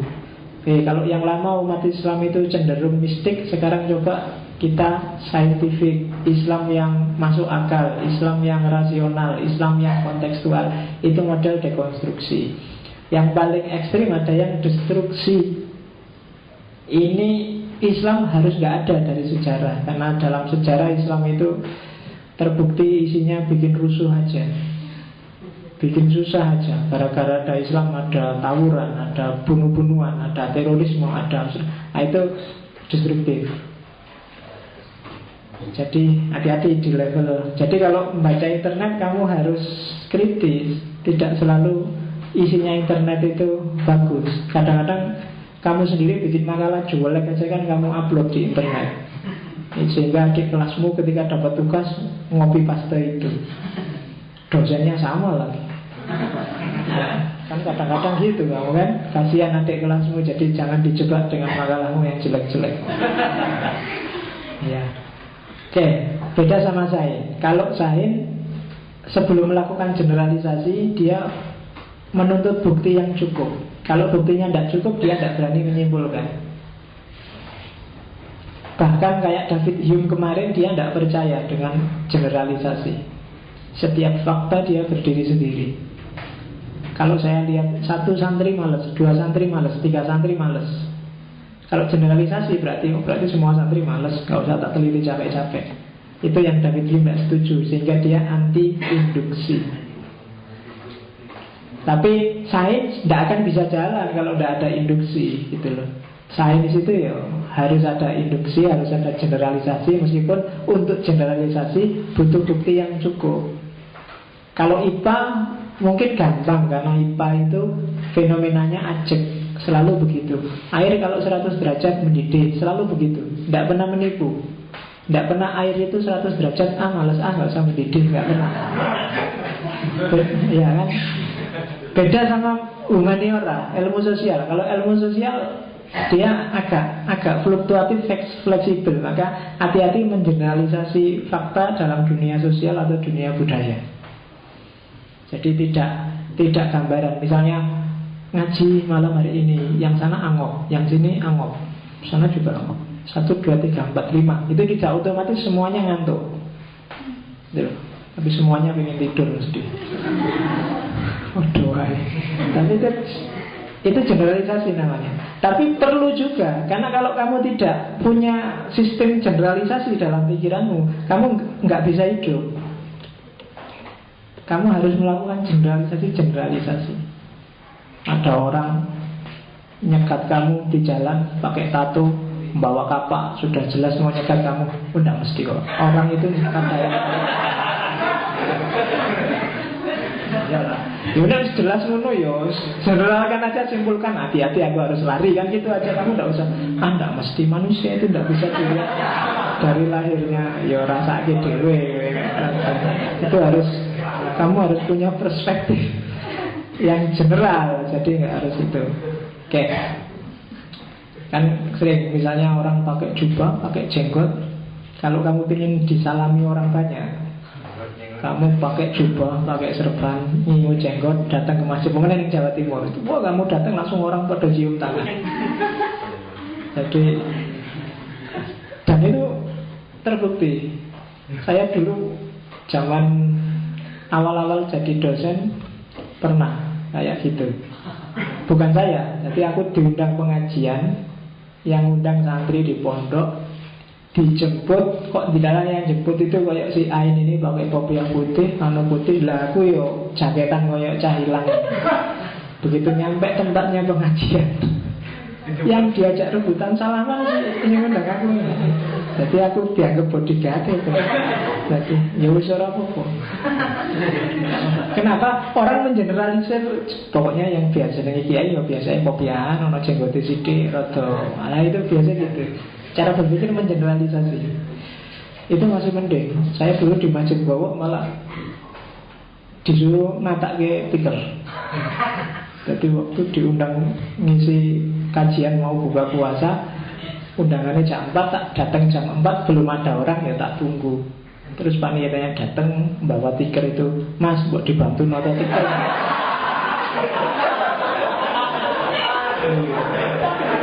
Sadis sekali. Tapi apa sih? Kiai ini nota tikar. Ya kisah selanjutnya nanti.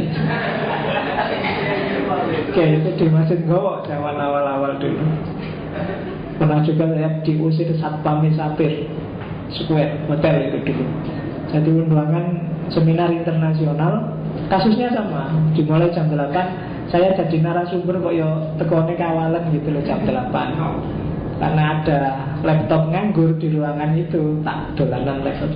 Satpam masuk, Mas jangan main-main di situ. Tempatnya orang diskusi, orang-orang besar sampai main-main di situ. Nah,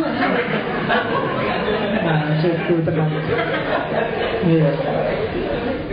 Zaman itu diusir satpam membicarai. Apa itu? Oke. Cirinya common sense yang ketiga adalah kita untuk common sense biasanya milih objek sesuai kebutuhan kita. Pengalaman itu kita seleksi sesuai yang kita butuhkan. Kita tiap hari mengalami banyak sekali fakta, tapi kan yang kita masukkan, kita jadikan pengetahuan, kan kita pilih sesuai kebutuhan kita. Yang enggak ya kita cuekin. Jadi isinya common sense itu hasil seleksi kita terhadap pengalaman sehari-hari. Tidak semuanya. Sehingga kadang-kadang orang Jawa Timur kok tidak bisa gini. Ya bisa aja, karena mungkin waktu saya seleksi itu tak anggap tidak penting. Orang Jogja kok tidak bisa bahasa Jawa. Oh mungkin itu waktu seleksi atau dalam masyarakat itu tidak dianggap penting. Jadi tidak beredar di sekelilingku dan aku tidak bisa menangkap. Jadi aku Jogja tapi tidak bisa ngomong Jawa halus. Nah itu karena objeknya kita pilih secara selektif. Beda dengan sains. Kalau sains kamu tidak boleh milih, kamu harus komprehensif.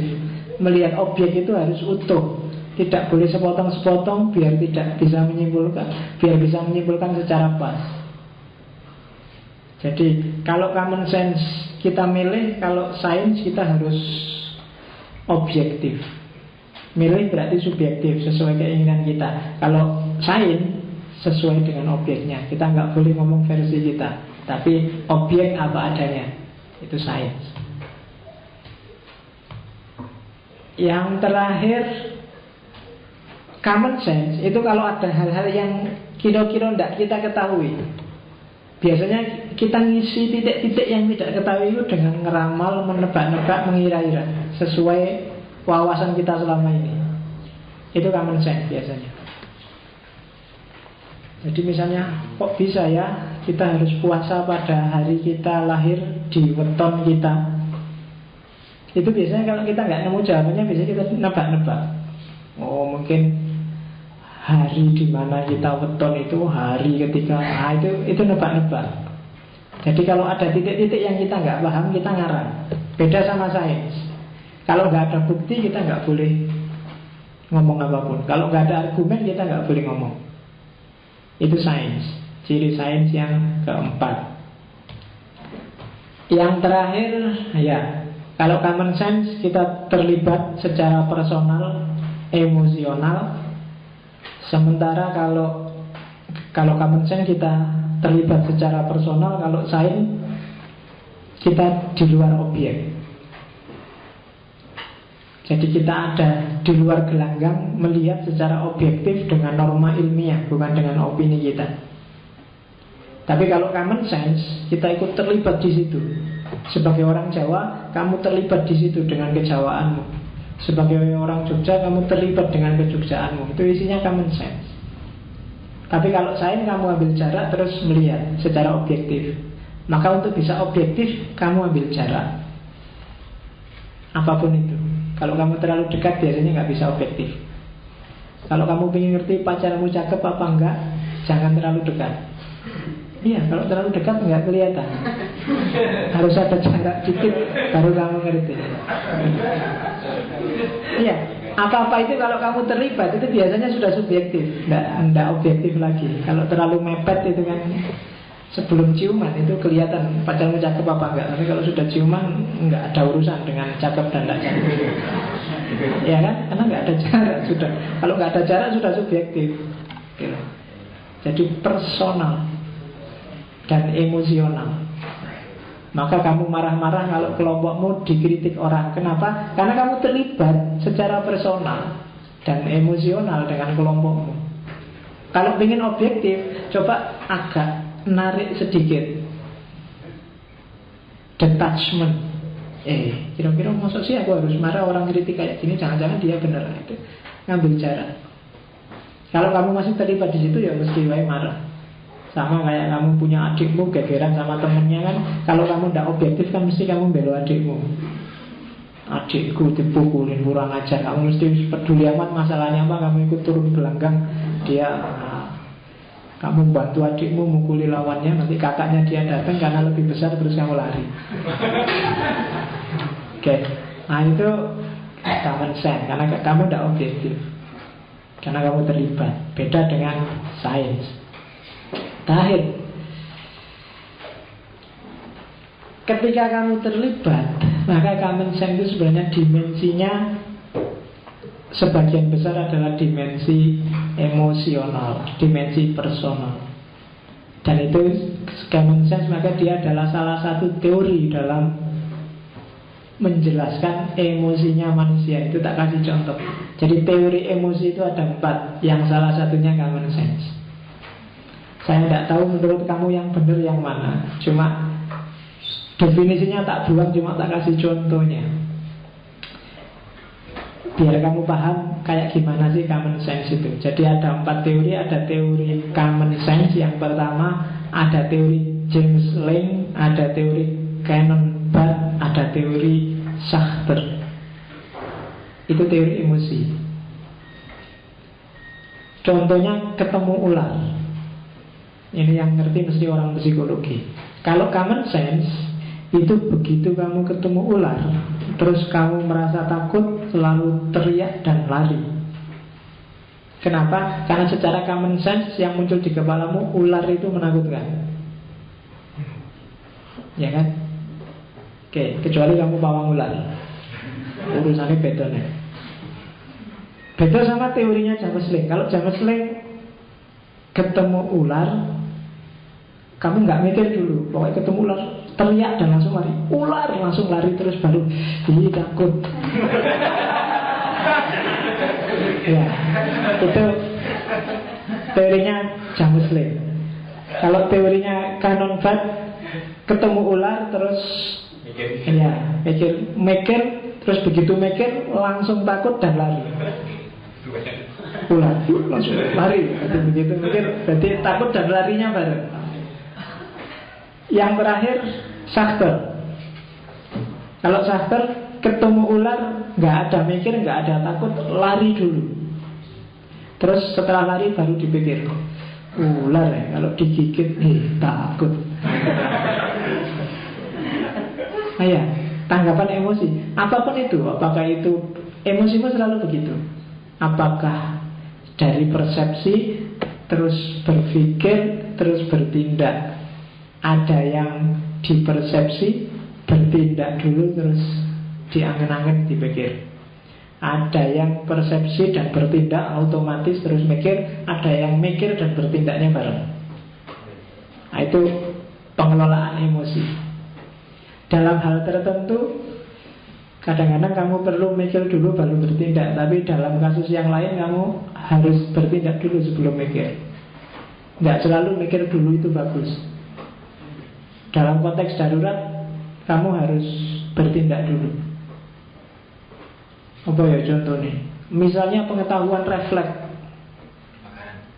Refleks itu kamu harus bertindak dulu. Dan itu otomatis sudah. Nggak cuma common sense, itu natural. Kamu jalan tiba-tiba nginjek rokok yang masih nyala, kan otomatis kakimu gak. Kamu kan nggak mikir dulu. Look, apa ya? Iya kan, kamu nginjek apa ya, kok sakit, kok panas. Kan kamu begitu sakit langsung diangkat, baru kamu lihat, oh rokok, pantas sakit, kan gitu. Kamu kan tidak mikir dulu, ini kok sakit, observasi dulu ini. Enggak. Jadi yang emosi itu tidak selalu kamu harus apa-apa dipikir dulu sebelum bertindak. Tapi ada juga yang bertindak dulu sebelum mikir. Karena kalau kamu kesuwen mikir, ada hal tertentu yang nanti kelewat gitu. Bertindak aja dulu. Kadang-kadang kan gitu dalam banyak hal. Oke. Itu common sense untuk hari ini.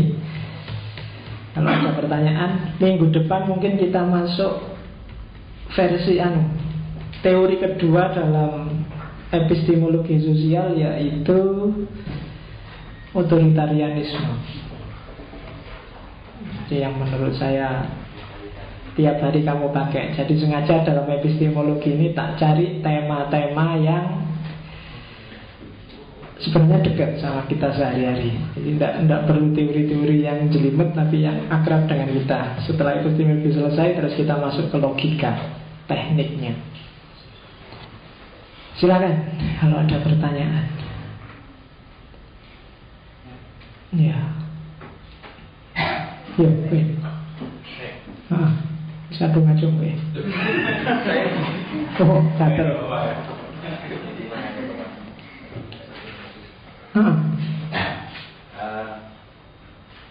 Kalau misalnya sama saya kiranya seperti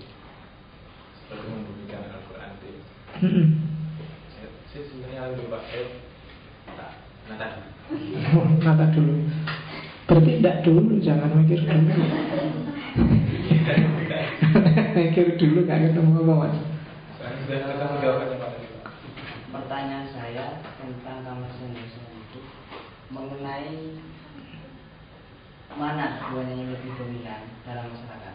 Artinya, kalau kita berhadapan dengan masalah yang terjadi dalam lingkungan sosial, maka sebagai pijakan untuk menyelesaikan sebuah permasalahan tersebut, kita pakai yang common sense atau kita bersandar pada saya. Gitu. Oke. Kalau yang lebih benar tetap sains, tapi kalau yang diterima oleh masyarakat common sense. Jawaban ringkasnya itu. Cuma common sense itu, sains itu dia bisa jadi common sense kalau masyarakatnya sudah paham. Iya. Tak kasih contoh dulu. Zaman saya di tempat KKN, saya KKN dulu di Kulon Progo, naik melusuk di pelosok itu. Satu hari ada anak kecil yang sakit borok-borok itu, ya kayak luka-luka yang parah yang itu. Nah, itu tidak sembuh-sembuh. Sama ibunya dikasih apa? Kayak paramek itu digerus, terus diumur-umurkan di situ. Katanya dia, lu kok dikasih paramek bu? Iya mas, ini katanya pusing terus, jadi dia tak kasih paramek. Siapa tahu nanti gara-gara pusing itu boroknya nggak sembuh-sembuh dan nanti menyerap sampai kepalanya. Iya, cara berpikirnya begitu ibunya. Paramek, kok paramek? Zaman itu, yo kebetulan terus tak bawain. Waktu saya turun tak bawain betadine, tak bawain Revanol, tak bawain pokoknya apa itu, tak bersihin, tak kasih itu. Dan tidak lama terus sembuh. Ya. Besoknya ada lagi yang punya sakit itu minta disembuhin lagi. Ya kan? Berarti apa? Selama ini ada tradisi common sense di situ bahwa kalau sakit-sakit kayak gitu tidak apa-apa, sudah dikasih paramet, yang penting kan sama-sama obat bubukan digerus itu, dan bisa sembuh. Nah, common sense kayak gitu terus bisa berubah ketika sains datang, betadine. Kan? Jadi common sense yang diterima oleh masyarakat, tapi yang lebih benar itu sains. Sains dia bisa jadi common sense kalau masyarakat tahu dan menerimanya. Hantu misalnya, mungkin dalam dunia para psikologi, dunia fisika, dunia mungkin ada teori-teori tertentu yang bisa menjelaskan fenomena hantu bahwa itu sebenarnya bukan hantu tapi energi apa dan seterusnya. Tapi kalau masyarakat nggak menerimanya, yang berlaku tetap yang dipercaya masyarakat tentang hantu. Bahwa hantu itu ada sosoknya, dia bisa ditemui, dia bisa ada yang jenisnya pocong, sundel bolong, genderuwo, suster ngesot tadi, ada yang itu yang diterima masyarakat itu. Meskipun sains sudah menjelaskan mati-matian itu cuma energi, itu cuma apalah itu, tapi karena nggak diterima ya nggak jalan. Kalau yang tadi betadine dan paramek tadi jalan, karena masyarakat terus bisa menerima, karena buktinya jelas, orang bisa sembuh. Kesurupan misalnya, psikologi bilang itu sebenarnya histeria massal. Tapi ya masyarakat melihatnya itu tetap kesurupan, kemasukan jin. Dijelaskan histeria massa juga, mana buktinya histeria massa? Wong buktinya dipanggil kiai, dibacain doa musir jin, terus akhirnya bisa sembuh. Kalau histeria massa kan harusnya yang bisa menyembuhkan psikolog. Buktinya enggak, kiainya bisa musir, berarti yang benar jin. Karena masyarakat simpel mikirnya seperti itu, enggak jelimet. Jadi seperti dibilang tadi bahwa cirinya common sense itu harus simple.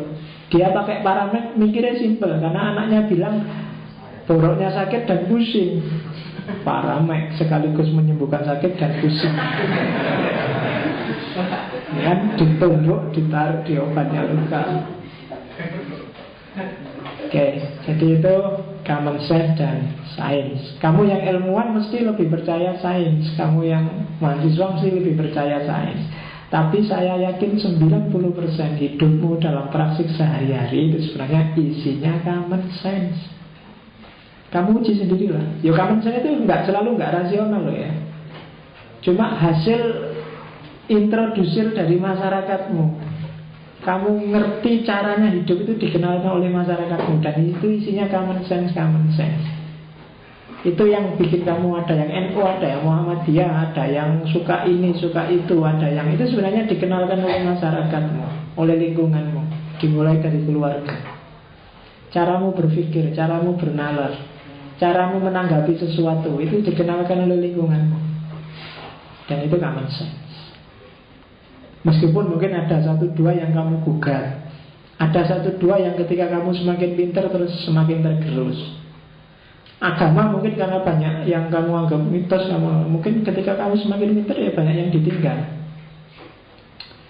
Dulu ketika kamu masih nggak terlalu pintar, sholatnya lama, ya kan? Kamu sholat ada takbiratul ihram, ada doa iftitah, ada lengkap banget karena baru bisa sholat. Tapi begitu kamu pintar, sholatnya tambah cepat, ya kan? Takbiratul ihram mau baca doa iftitah, alah iftitah sunnah. Iya kan? Mau baca surat, alah surat sunnah nggak dibaca juga nggak apa-apa. Tapi lama-lama ya semakin lama semakin cepat. Berarti ada kemajuan dari segi waktu. Itu buktinya orang modern kan gitu, efektif. Oke. Jadi efisien, tidak boros waktu. Toh tidak mesti diterima kan gitu. Kan dalile kan mesti ngono kan. Halo, podo-podo ora diterima ya ngopo kesel-kesel mesti ngono kamu. Yang penting kan rahmatnya Allah kan mesti ngono teorimu. Alasannya wong halus kan ngono mesti. Iya, kadang-kadang sholat aja nunggu iklan sambil lihat TV, mumpung iklan, sholat dulu. Iklannya belum selesai, sholatnya sudah. Terus, ya kan kamu senang semua, berarti ya kamu semua gitu.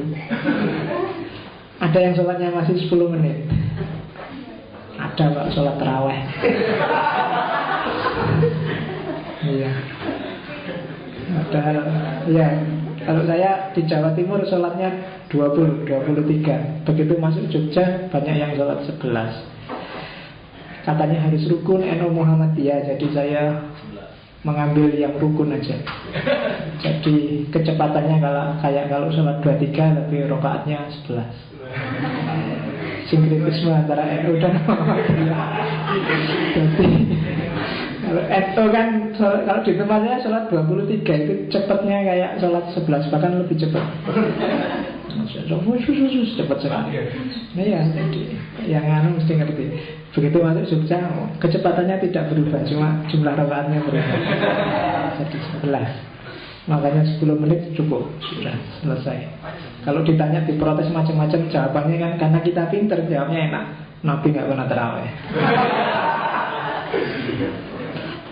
Nabi kan nggak pernah terawih. Istilah sholat terawih kan adanya zaman Umar. Jadi pokoknya komputer itu kamu enak.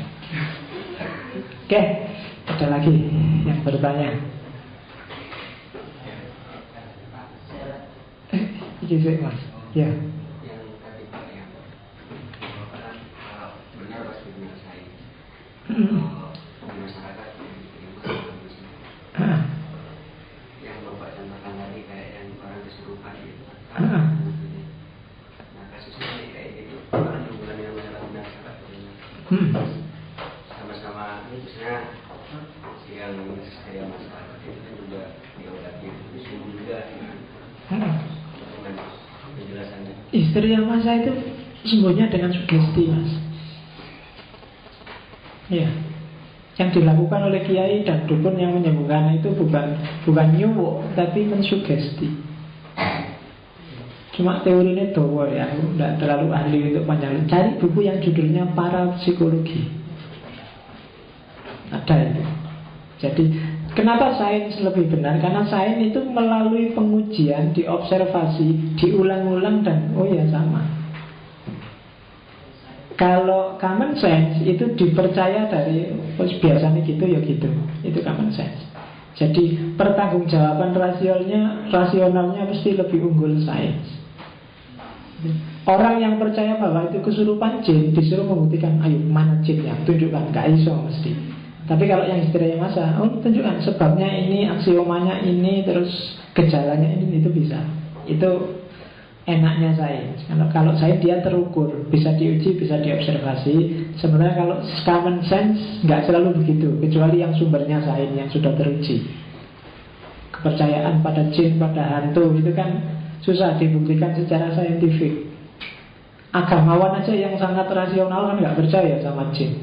Muhammad Abduh itu di tafsirnya dia tidak percaya ada jin. Jin itu daya, kekuatan. Jadi bahkan jin-jin yang jelek itu kalau di Muhammad Abduh itu bakteri, virus, itu jin. Jadi kesurupan jin itu berarti kalau kamu kena flu itu berarti kesurupan jin. Iya, kamu lihat di tafsir Al-Azhar itu. Jadi virus, bakteri itu bagi dia jin-jin itu. Jadi kalau bayanganmu jin itu tinggi besar punya tanduk, nggak pakai baju delegetok, enggak kayak gitu kalau bagi. Nah, cuma itu memang tidak bisa dibuktikan secara saintifik. Yang bisa membuktikan saintifik itu sains dengan teorinya. Ada sih teori-teori sains yang membahas dunia-dunia gaib, tapi khas mereka. Biasanya menyebutnya energi lah, biasa menyebutkan medan apalah gitu. Tapi tidak seperti kamu yang ada sosoknya, ada orangnya, ada. Itu sains. Ya, Mas. Yang tadi. Oh ya, Mas. Oh ya, hanya cara kedua Pak ya, kualitas antara komakap. Saya telat, nanti nggak tahu dari pertama. Common sense dengan saya itu lebih atas mana? Terutama membahas masalah efektivitas untuk menyampaikan pada tujuan. Oke. Ini Pak, berangkat dari mungkin kalau boleh disamakan Pak ya, common sense sama Zouk itu sama ya? Apa paralel? Zouk maksudnya rasa. Iya, kalau ikut ini Pak, kalau katanya Mula Sadra, epistemologi kebenaran itu ada 3. Mengetahui ada kalanya menggunakan isyraq atau Zouk, ada kalanya menggunakan istidlal sains, dan ada kalanya hikmah. Wisdom, jadi ada wisdom. Jadi itu tingkat kebenaran atau tingkat kualitas untuk menyampaikan kebenaran itu tinggi mana antara common sense dengan common sense kalau kayak katanya Plato itu pengetahuan paling dasar, paling awal, bahkan disebut paling rendah. Kalau bahasanya Ghazali saya sebut di situ at-tabadur ilal fahm. Nggak senjelimut Mula Sadra, nggak seruwet konsep Zouk, tapi pengetahuan-pengetahuan dasarmu sebagai bekal hidup praktis nyata, itulah common sense. Jadi yang paling simple dalam hidupmu, yang makanya disebut common. Common itu umum, bahasa Arabnya common itu awam. Meskipun kamu filosof yang pikirannya jelimet dan rumit, begitu kamu keluar ruangan kelas filsafat, kamu harus berpikir common.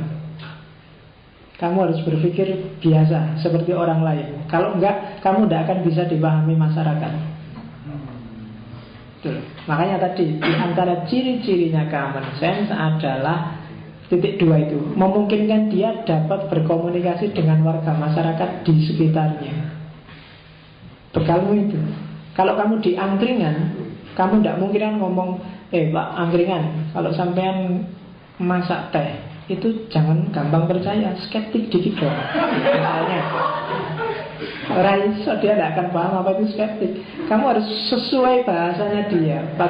Kalau tadi pakai ordinary language, bahasa masyarakat sehari-hari. Kalau kamu keduren, tidak paham masyarakat, atau kerendahan juga tidak paham, harus pas. Dan itu yang pas itu ya common sense itu, bekal hidupmu sehari-hari. Maka tadi harus ada breakthrough untuk bikin masyarakat naik kelas. Kalau masyarakat nggak naik kelas, ya terpaksa kamu harus menyesuaikan dengan mereka. Kalau tidak, kamu terkucil. Semakin masyarakat semakin pinter, kamu semakin enak memasukkan. Kalau kamu misalnya mula sadra tadi yang jelimet eksistensialis macam-macam, ceramah aja coba di masjid khutbah Jumat, mesti mabuk masyarakat. Ngomong apa? Mesti gitu. Iya kan? Nah, common sense. Berarti kalau kamu di masjid ya common sense, ngomong sesuai dengan level pengetahuannya masyarakat. Karena begitu kamu naikkan dikit mereka bingung, kamu turunkan dikit juga bingung. Jadi maka kadang-kadang ilmuwan-ilmuwan itu kalau turun ke lapangan disuruh ngomong, masyarakat tidak paham. Yang laku itu kiai-kiai kampung, ngomong asal-asalan, dagel, malah laku. Kenapa? Karena mereka paham common sense-nya masyarakat. Saya ngomong kayak gini, kalau odenya tak ganti simbah-simbah kalau ibu-ibu, itu mesti dia ngobrol dewe. Itu ngomong apa pembicaranya, mesti gitu. Kalau dia diam mungkin bukan karena paham, tapi masa sih ngomong wis kesel. Mesti gitu. Jadi harus lihat. Makanya kalau kamu dakwah, lihat Bikotri Ukulihim itu maksudnya ya perhatikan common sense-nya. Kalau orangnya levelnya kayak gimana ya di situ kamu tinggal. Kalau enggak, orang enggak paham. Kalau enggak paham namanya kamu enggak bisa komunikasi dengan mereka. Dan ini termasuk isu epistemologi sosial karena kamu dibentuk oleh itu dan kamu hidup di situ. Meskipun seperti saya bilang tadi, kamu enggak boleh pasif dong. Kamu harus bikin breakthrough. Breakthrough itu cerdaskan masyarakat, biar dia naik kelas dan kamu bisa lebih tinggi. Ya syukur-syukur kalau pelan-pelan nanti ternyata masyarakat bisa dikasih tahu mula sadra, semuanya ngerti tentang filsafat misalnya. Lu kan enak. Saya ngalami kayak gitu di Iran. Di Iran itu setiap habis subuh itu ada semacam kuliah subuh. Tapi jamaah subuh itu kalau ke masjid subuh tidak cuma datang sholat, tapi mereka bawa buku. Jadi bawa buku, nanti habis sholat kiainya wiritan, dia nunggu, terus kiainya ceramah, ditulis. Isinya sih rodo lumayan, agak filosofis. Orang sana kan tradisi inteleknya agak tinggi, tapi ditulis itu. Padahal itu kiai ini ngomongin jelimet dan kayaknya dagelannya belas, jadi lurus kayak orang baca buku itu dan ditulis. Dan semuanya melek. Kalau kamu kan mesti tidur. Ya kan? Ada yang, iya kan kalau di sini datang kuliah subuh aja syukur loh, apalagi datang dan nulis. Nggak bisa. Itu mungkin level masyarakatnya sudah beda. Maka tradisi intelektual Iran diakui apa enggak kan lebih lumayan daripada kita. Karena orang Sunni kayak kita itu kan cenderung males. Karena ideologinya agak fatalistik. Alah, yang penting takdir Allah piye. Kan gitu nih, orang Sunni kan gitu mesti. Asy'ariyah itu kan agak fatalistik. Kamu jahatnya kayak gimana tidak menjamin kamu nanti masuk neraka. Kamu baiknya kayak gimana tidak jaminan kamu masuk surga. Asy'ariyah. Jadi yo pasrah aja, ngapain capek-capek. Kan itu beda sama Syiah yang agak Mu'tazilah. Cara berpikirnya agak progresif. Oke, itu ada lagi? Maaf. Saya gini Pak, kok kayaknya gitu. Di satu konteks sains itu sifatnya lebih universal daripada common sense gitu Pak. Iya. Begitu Pak. Iya. Nah cuman itu tadi bukan ini Pak, cuman Sandra pernah nyinggung kalau kita ingin merajut kesepemahaman dengan orang lain maka gunakanlah common sense di kitabnya Hikmah At-Tasyir. Loh iya. Karena berarti lebih universal common sense. loh enggak. Pakai common sense biar dipahami oleh orang yang ingin dia sepaham dengan kamu. Kalau pakai bahasa sains yang dia nggak paham, ya kamu nggak akan bisa nyambung sama dia. Kan itu aja poinnya sebenarnya. Tidak ada hubungannya dengan mana lebih universal. Ini hubungannya dengan komunikasi dengan orang lain. Kalau kamu komunikasi dengan orang lain pakai di level sains, sementara sains ini tidak jadi bahasa mereka, kamu tidak akan bisa nyambung dengan mereka. Yang bisa nyambung pakai common sense. Nggak ada hubungannya dengan universalitas, justru hubungannya dengan lokalitas. Lokalitas masing-masing common sense. Kalau ngomong sama teolog pakai bahasa teologi, kalau ngomong sama filosof pakai bahasa filsafat, maka akan nyambung. Kalau kamu filosof pakai bahasa teologi, akhirnya tawuran kayak Ibn Rus sama Ghazali. Yang satu pakai bahasa teologi, yang satu pakai bahasa filsafat. Tabrakan lah, tahafud dan tahafud falasifah. Jadi level kajiannya beda. Kenapa? Ya karena level sainsnya beda. Kenapa Ghazali lebih bisa diterima oleh zamannya di era itu? Karena Ghazali paham common sense. Ghazali masuk dengan tasawuf ketika Islam sedang redup, ketika Islam sedang kalah. Dan orang kalah lebih gampang dimasuki tasawuf. Iya kan? Common sense-nya masyarakat yang kalah itu kan lebih enak dengan tasawuf. Tenang aja, dunia adalah penjara bagi umat Islam. Ya kan? Yang penting besok kita di surga jaya. Menderita sekarang tidak apa-apa. Oh iya. Maka Ghazali laku. Ketika Baghdad jatuh, maka terus Ihya Ulumuddin diterima di mana-mana karena kita sedang kalah. Kalau pas lagi jaya, nggak laku tasawuf, lakunya sains, filsafat Yunani, jaya dia. Tapi begitu tasawuf datang, masyarakat sedang runtuh, dan ya sudah, masuknya cepat. Dan sampai hari ini kan kita nggak bangun-bangun. Meskipun judul kitabnya Ghazali Ihya, menghidupkan lagi. Kita nggak hidup-hidup sampai hari ini kan, masih tidur. Di Persia kan hidup lagi filsafat, tapi sama, tradisinya sangat esoteris. Bahas langit, bahas iluminasi, bahas. Dan itu masyarakat senang, lumayan. Daripada bahas bumi kita kalah, bahas penjajahan, bahas sains kita sudah bahas. Ada pencerahan dari Tuhan, ada. Jadi tercerahkan batinnya selalu itu. Dan Mula Sadra pontang-panting kan menyatukan diskursus yang model peripatetik sama model ini mati-matian. Dan itu di dunia Islam. Meskipun belakangan baru muncul orang membumikan itu kan baru belakangan lahir. Kita selama ini terlalu banyak mikir langit, sekarang saatnya mikir bumi. Nah, terus ada membumikan Al-Quran, kontekstualisasi ajaran Islam dan seterusnya. Maksudnya apa? Yo, common sense-nya diperhatikan lagi masyarakat. Siapa yang bisa pegang common sense di tengah masyarakat, dia akan lebih mudah berkomunikasi dan lebih mudah diterima.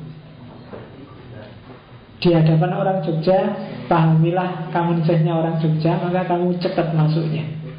Di hadapan orang Jakarta, pahami common sense-nya orang Jakarta, kita juga cepat masuknya. Itu common sense.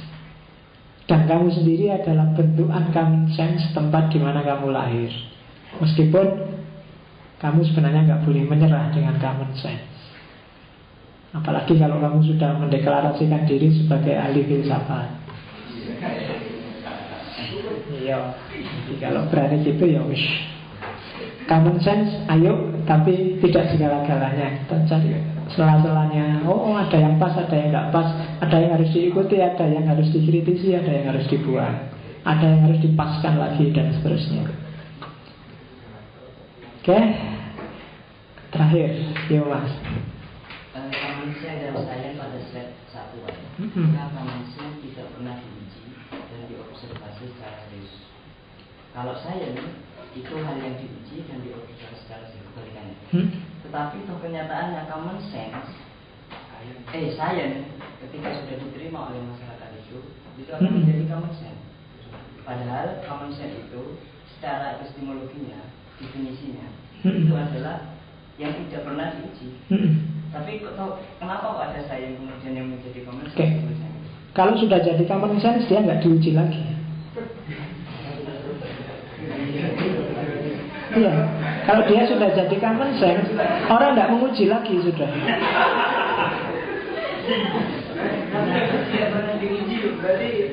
Loh iya, ketika namanya sudah common sense, dia tidak diuji lagi. Padahal substansinya semuanya common sense itu adalah dari sains. Iya, sains itu sains itu diuji dan diobservasi, tapi hasilnya tetap tentatif loh sains itu. Dan selama dia masih sains, dia besok bisa ganti dari A bisa jadi B.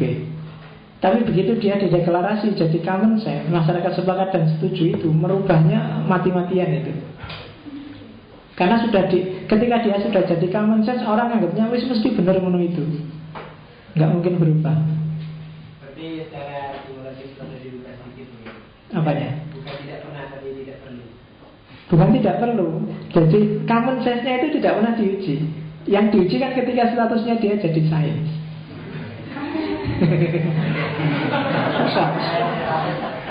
Ya. Itu terlatih dulu ya. Setelah kamu sense akan menjadi saya lagi.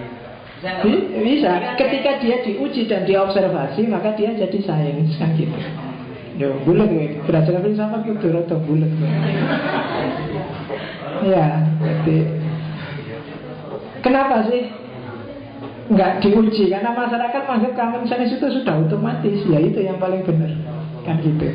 Nah, sementara kalau dia jadi sains, ketika sains itu levelnya tentatif, diuji lagi. Kalau keliru, ternyata kemarin yang keliru ini, sekarang yang benar ini ditambah lagi. Nah, itu sains. Ada tentativitas. Tapi kalau kamu enggak, itu zaman dulu gitu ya gitu. Kalau sudah anggap tradisionalisme Islam yang benar, NU yang benar, NU sampai ada apapun NU. Nah itu dia sudah jadi common sense. Tidak akan diuji lagi. Orang enggak otak-atik itu lagi. Meskipun dulu ketika dirumuskan mungkin dia levelnya sains, diuji, diobservasi mana yang pas, mana yang sesuai. Begitu dideklarasi dan disetujui, dia jadi common sense. Orang tidak menguji itu lagi sudah. Nah itu common sense. Ada yang lebih dahsyat lagi. Kalau tadi saya bilang bahwa kita hidup itu sebenarnya disetir oleh common sense. Common sense dan sains dalam praksis sosial itu sebenarnya lebih dari setengahnya coraknya adalah otoritarianistik. Ikut otoritas. Kayak gimana otoritarianisme, kita ketemu minggu depan. Ya, kalau banyak-banyak kamu bingung. Ini aja kamu sudah bingung. Oke ya, saya akhiri sekian. Insya Allah kalau nggak ada halangan kita ketemu lagi Rebu depan. Assalamualaikum warahmatullahi wabarakatuh.